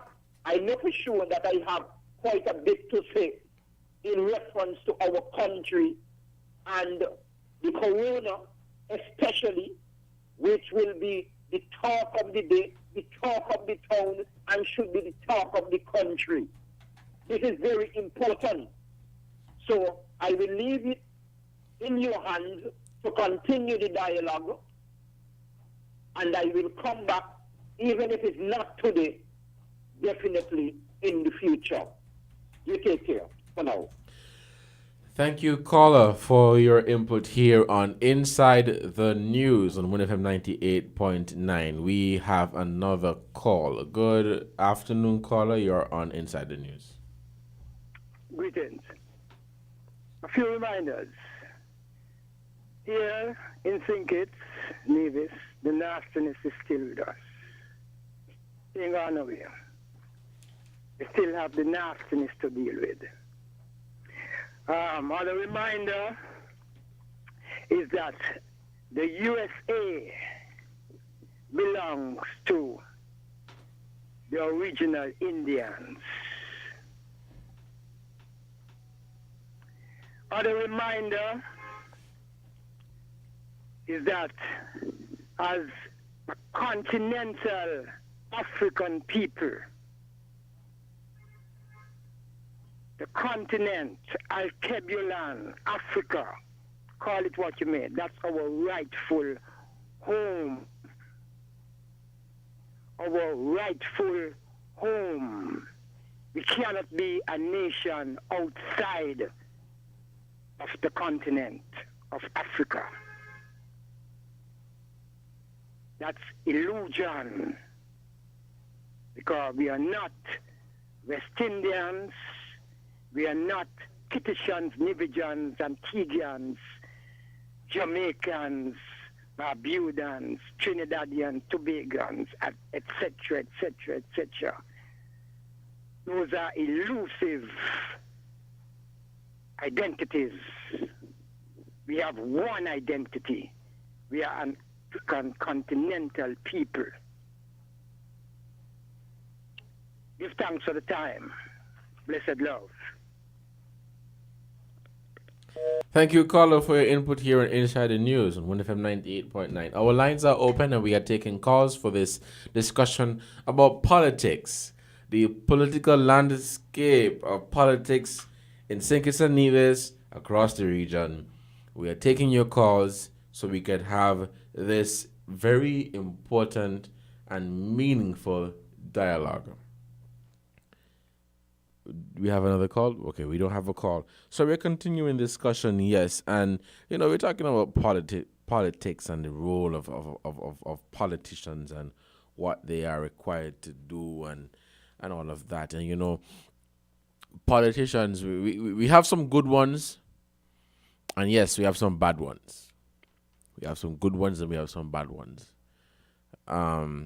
You have those who, they're really in it for the people, you know. They're really in it for the people. They're really in it to serve their country. And then you have those who, they don't care. And they like to hell with all of you. I'm here for the money. I'm here for what I could reap. And here for the benefits. And I gone. And that's it for them. But now that we're having this discussion, we have another call. Good afternoon, caller. You're on the air. Greetings again. According to what you just said, you know, it is hard to differentiate between the two. Very hard. Between what? Good and bad? It is according to what you just said. Some in it for, some serve, some is good and some just in it for. According to what you just said, it's hard to differentiate, very hard to differentiate betwixt the two. The line between the two is as thin as a spider's web. And I like to, another reminder we forgot to put inside here is, there is nothing absolutely honorable about the Westminster style system, the Westminster style political system. Nothing honorable about it. Absolutely nothing. Blessed love. Thank you, caller, for your input here on Inside the News on Win FM. Our lines are open and we are still taking calls. But just before we do that, what I was saying, in my opinion, we have another call. Good afternoon, caller. You're on the air. Good afternoon, Devon. How are you doing? Good afternoon. I'm doing You quite put your money fine. on the wrong horse again. Pardon? I see you put your money on the wrong horse again. You bet on the wrong horse again. Are you trying to backtrack? You think I don't know? There's a calypso that talk about who on the wall, You must let somebody find the calypso. They say some of them on the wall, and after the election, they jump down. Up on the fence high, and they're looking to see. So don't deny your people. Politics is like a game. You win some, you lose some. Right. And it is obvious that I think they're going to have to get the National Guard to get Trump out of the House, out of the White House. Oh, boy. He has made it clear today he's not conceding. He's not conceding. And from Monday, he said he's going to the court to get this do and that do. So, I think Trump is a labor, No, he got the labor spirit, Why you say that? No, you have certain, if you notice, look at the Labour parties throughout the Caribbean. They are aggressive by nature. They can't take a lose. So he's ready for war. I suppose the Pride Boy is standing by. Lord have mercy. Anyway, between Republican and Democrat, the Caribbean still have to go and beg, So I am not overly excited over anybody. Because both of them have America first, Yeah. America first and anybody else after if they could control you. If you do what they say, what they want. And imagine that they try to terrorize even Europe. And he boasts about it. Why make the European do this and I do that? So the colonial, the empire. And don't be surprised because they have some people who behind Biden who have the same empire building mentality, Same empire building mentality. Now let me get to Jamaica. And you ask some pertinent questions, why people get into politics and the role of the youth in politics. And why some people just won't draw over. Having qualified for your pension, your whole, imagine, you're a civil servant, got to work 33 and a half years. What? To get a full pension.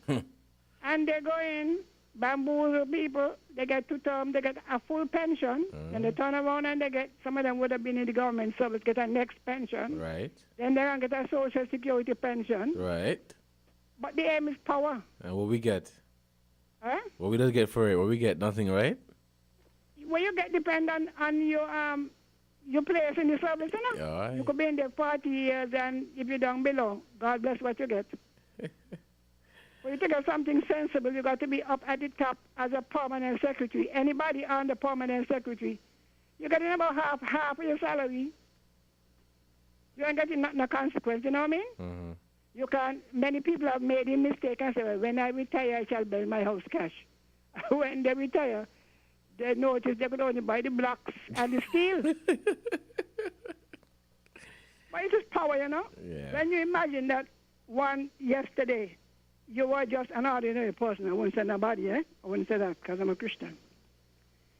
Yesterday, you were just an ordinary citizen. Now you got people begging and scraping from you. And please, Devon, and Mr. Devon, and Honorable Devon, you know how that feel? The amount of pride you feel, and when you get among your colleagues, you go to CARICOM. You understand what I mean? Yeah. And you go into Parliament and you can pass any law you wish over the life of the ordinary people and take it or leave it. It's power, you know. I mean, it's like a principal in a school. She's in charge of both the children and the teachers. So the teacher's power is limited by the position of the principal. So you might think you got power in your class, and the child or whatever go to the headmaster and make a mistake, make a complaint on you. You could get reprimand in front of the child, you know. So it is just that. Now let me get to Jamaica so I could get you quick. Now, we have a culture around here that nobody's supposed to challenge the leader. We still carrying the slave mentality, you know. Yeah. All of a sudden, the leader has divine rights. You know the concept of divine rights? I did English history. In my days, when I went to school, we never did Caribbean history. We did English history. So we know all about Henry VIII, Henry VII, Bloody Mary, all them stories or so. And according to the theory, the king was set up, he got his power from God, you see? So he had the divine right to rule. Right. So whatever he said was it. Now, we say we have democracy now, so we got rid of the king and the queen ruling us, and we now have politicians in its place. And some of them, not all of them, but some of them, when they taste the power and they see the extent of the power that they have, they win one election, they win two, they win three, they win four, they win five, where you get wet, you know. As far as he's concerned, God put him there. He is the divine ruler, and everybody else must bow. And what is worse to me is that our people are the ones, when a younger person wants to challenge the leader for leadership, they call, oh, they traitor. What they want, why they don't wait their turn. No, when you're going to get a turn when you want 5 turns? When will a younger person get a turn if you want 4 and 5 and 6? You see what we're talking about? This is why I believe we should have term limits, 2. 2, and you could run for your constituency. Once you can't run again as Prime Minister, but you can run in your constituency. That is how I see it. And the people of Jamaica are way ahead of us, you know. We just call Jamaica this and Jamaica that, but they're way ahead of us in terms of the electoral laws, rules, and their behavior. Party with a mash up. People go on today they're going to vote, whatever. Some for some and some for some. You're not going to hear one of them say, oh, all of you who vote for so-and-so, who vote for Hannah, who vote for the next man, you all should be put out of the party. We like to put out a party in St. Kitts, you know. And Nevis. And, I mean, Antigua's had a rough tumble time, Gaston Brown could tell you, trying to get, as a young man, a place in, because the leader of Antigua was in a wheelchair, had stroke, and couldn't even talk. That's Bird. Mayor Motley, we were talking about, she had a rough time with Owen Arthur, you know. She had a rough time with Owen Arthur. She was the chosen one, and Owen Arthur did everything in his power to destroy her. We think we have divine right. So I want to encourage the young people, you're in this party, you aspire to leadership, and you older politicians, begin to train them. Begin to train and have a succession plan. Moses made it known that Joshua was his successor, you know. Moses ain't just dropped down there and the people them say, well, what we going to do? Who going to lead us? You read the Bible, Elijah chose Elisha. It's in the Bible, you know.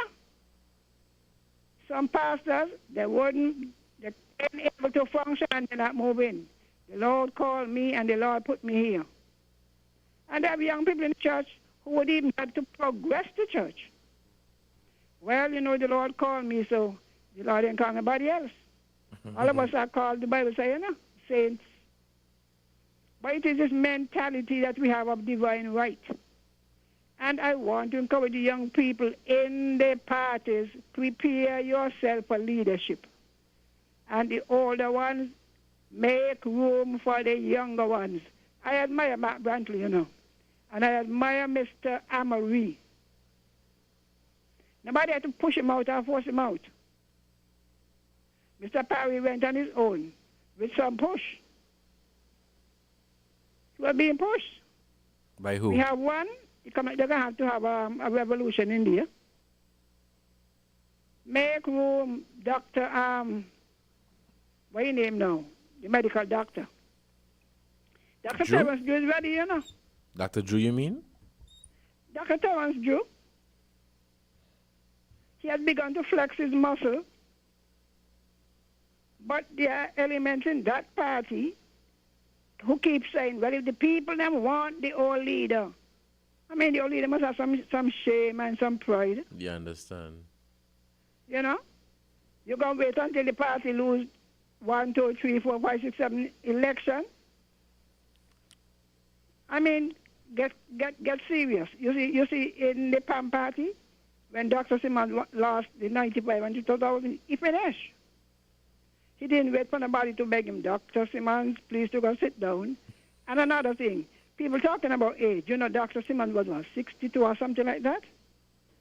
And the biggest cry was that he's an old man. Why he don't go sit down? He's a, I don't even think he had qualified for Social Security. But, Miss Henry, these are the same people who rallying behind Biden who nearly 80. That's what I'm telling you. And they got some of them here who saying it's rallying behind. They don't collect the pension 20 years ago. You have me said 2 old white men? Well. Yeah, I mean, it's saying it. What a classic. Dr. Douglas Clay was Dr. Simmons is an old man. An old man, you know. And now he getting the same treatment that tells everybody, be careful the things you do. It will come back to haunt you. And so before he has to be pushed out in disgrace, Dr. Douglas take my advice. You know, I like you, you know. I like your spirit and your fighting spirit, but it is now time. I don't want to hear how you want it now. You better give it to Dr. Drew now before he wants it now. All right, then. Thank you, Mrs. Henry, for your call. But you're going to have some people out there, some of the Labour supporters, they might tell you keep out of their business. They're going to choose what they want. But, you know, it's a very important discussion, and it is one that we must have. Because right here and across the Caribbean, you're seeing people that just don't want to move. But we have another call. Good afternoon, caller. You're on the air. Good afternoon. How are you? I'm doing quite fine, thanks. Teacher Henry, well said. Mr. Collins, I love your spirit. Continue doing what you're doing. Thank you. Thank you so much, caller. But yes, look at St. Vincent. Ralph Gonzalez is 74 years old. He couldn't pass it to I think his son. But then, no, that might be a conflict of interest right there. But there are other young people in the party who are capable of leading. Right here in St. Kitts and Nevis, across the region. I mean, I'm not saying that because you're 60 and 70 years old, you should not lead. But for God's sake, man, you spent 30 years, 40 years. Some of you have spent 50 years. 50 years in politics. And you're telling me that you don't see somebody within your party, within your circle, that could lead, that could do well. And so you're just going to hold on to them. And then the supporters, they're just as bad. Because they're saying, oh, no, we ain't want him go because he did this and he did that and he should not. It's rubbish. If you really love your party, and I'm speaking to all political parties here, near, and far. If you really love your party, come on, man. You constructive criticism is needed. And if you have someone who has been leading for decades and decades and decades and decades, and then the party just start to lose. And come on, man. Come on. Have a heart. Have a heart and say, look, your time is up. Your time is up. The party does not belong to me. It doesn't belong to you. It doesn't belong to Trump or Biden or Douglas or Harris. It doesn't belong to anybody. Political parties belong to the people. But we have another call as we're winding down. Good afternoon, caller. You're on the air. Hello. Yes, good afternoon, caller. You're on the air. Hi. Yes, I just want to correct Miss Henry in reference to Dr. Simmons, our proud Prime Minister this country have seen. In 1995, Dr. Simmons was not even 60. But there were two major issues and campaign in 1995, which was crime and Dr. Simmons' age, among other things. But two major: crime, and you know how much we had for the year in 1995? 4 murders. In 1994. And they said that was too many, and the government must go. The Prime Minister too old and he must go. Not even 60 yet. Well, the one who now talking about him is about 10 more years older than that present age. But that particular leader is still young. But anyhow, he is the past.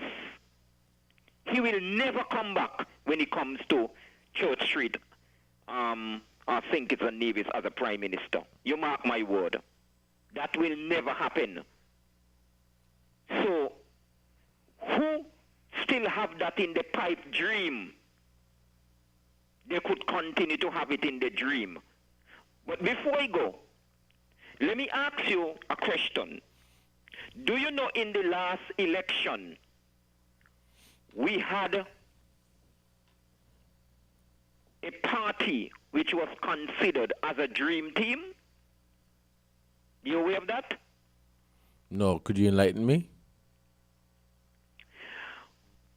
The Labour Party, which Douglas said it was a dream team. And if it's one time Douglas spoke the truth, it was that time. He said he had a dream team, and Douglas was absolutely correct with that statement. Because after the end of the election, Dr. Douglas and his team are still dreaming about getting into government. And do you know that there's a particular caller, every station and almost every program? I'm surprised he didn't call in today.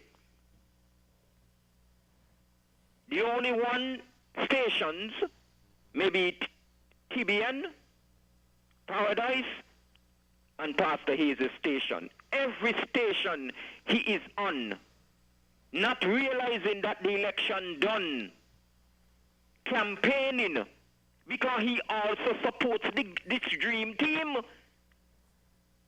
because he also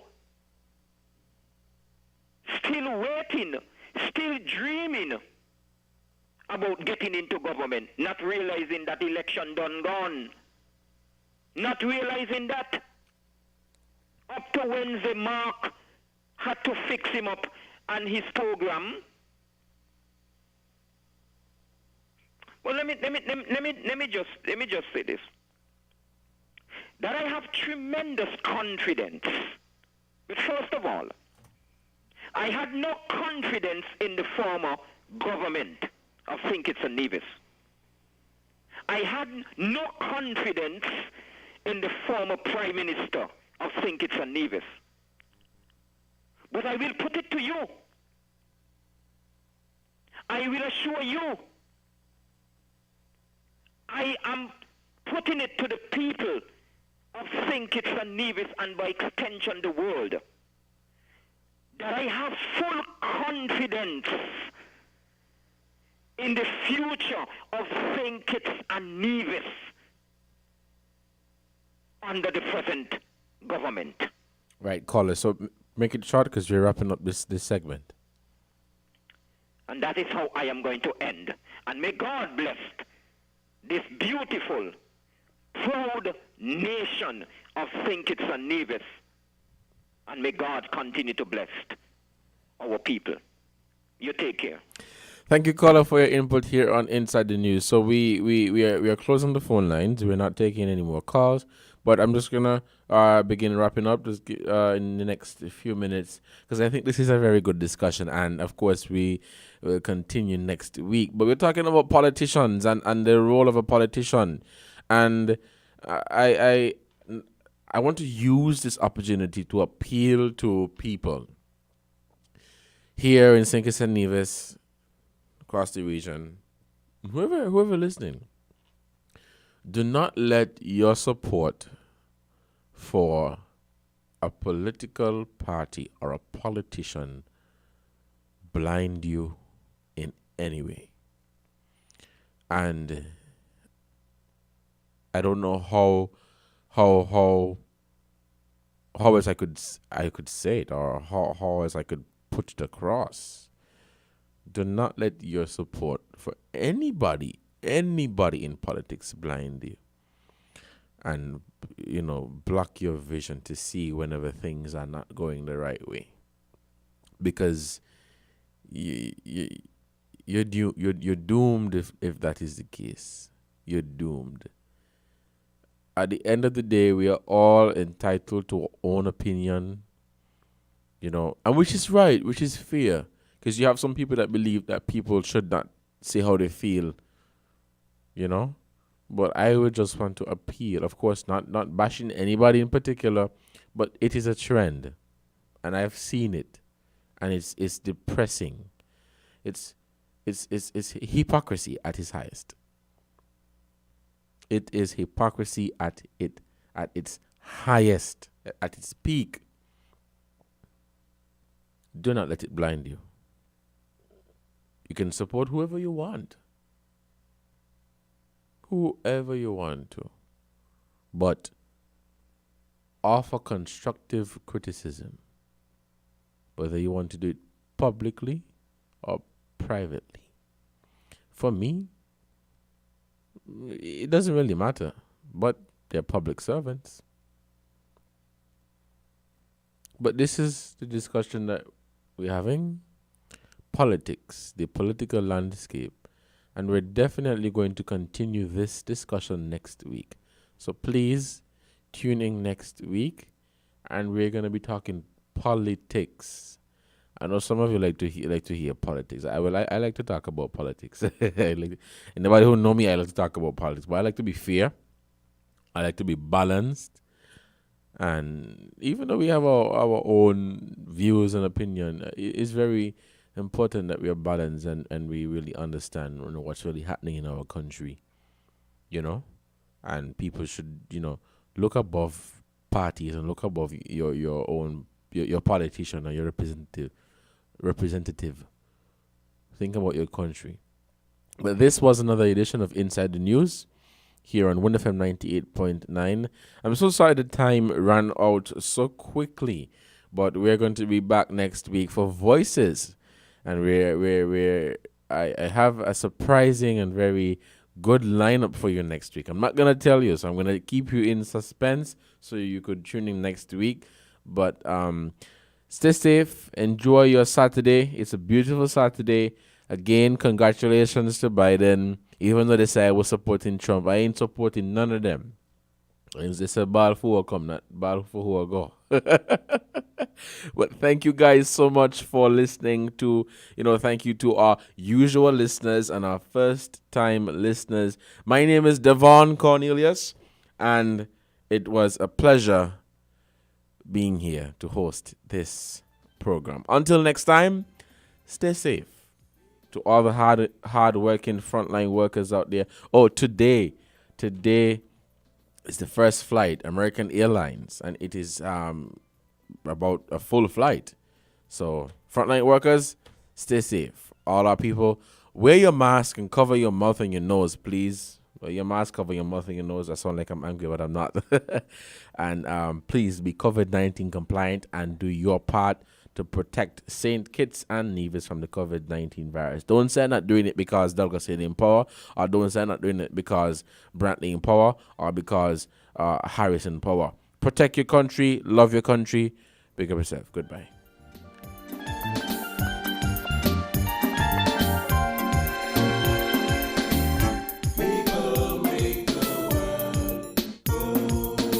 Are you wondering what to do this holiday season? Will it be the same?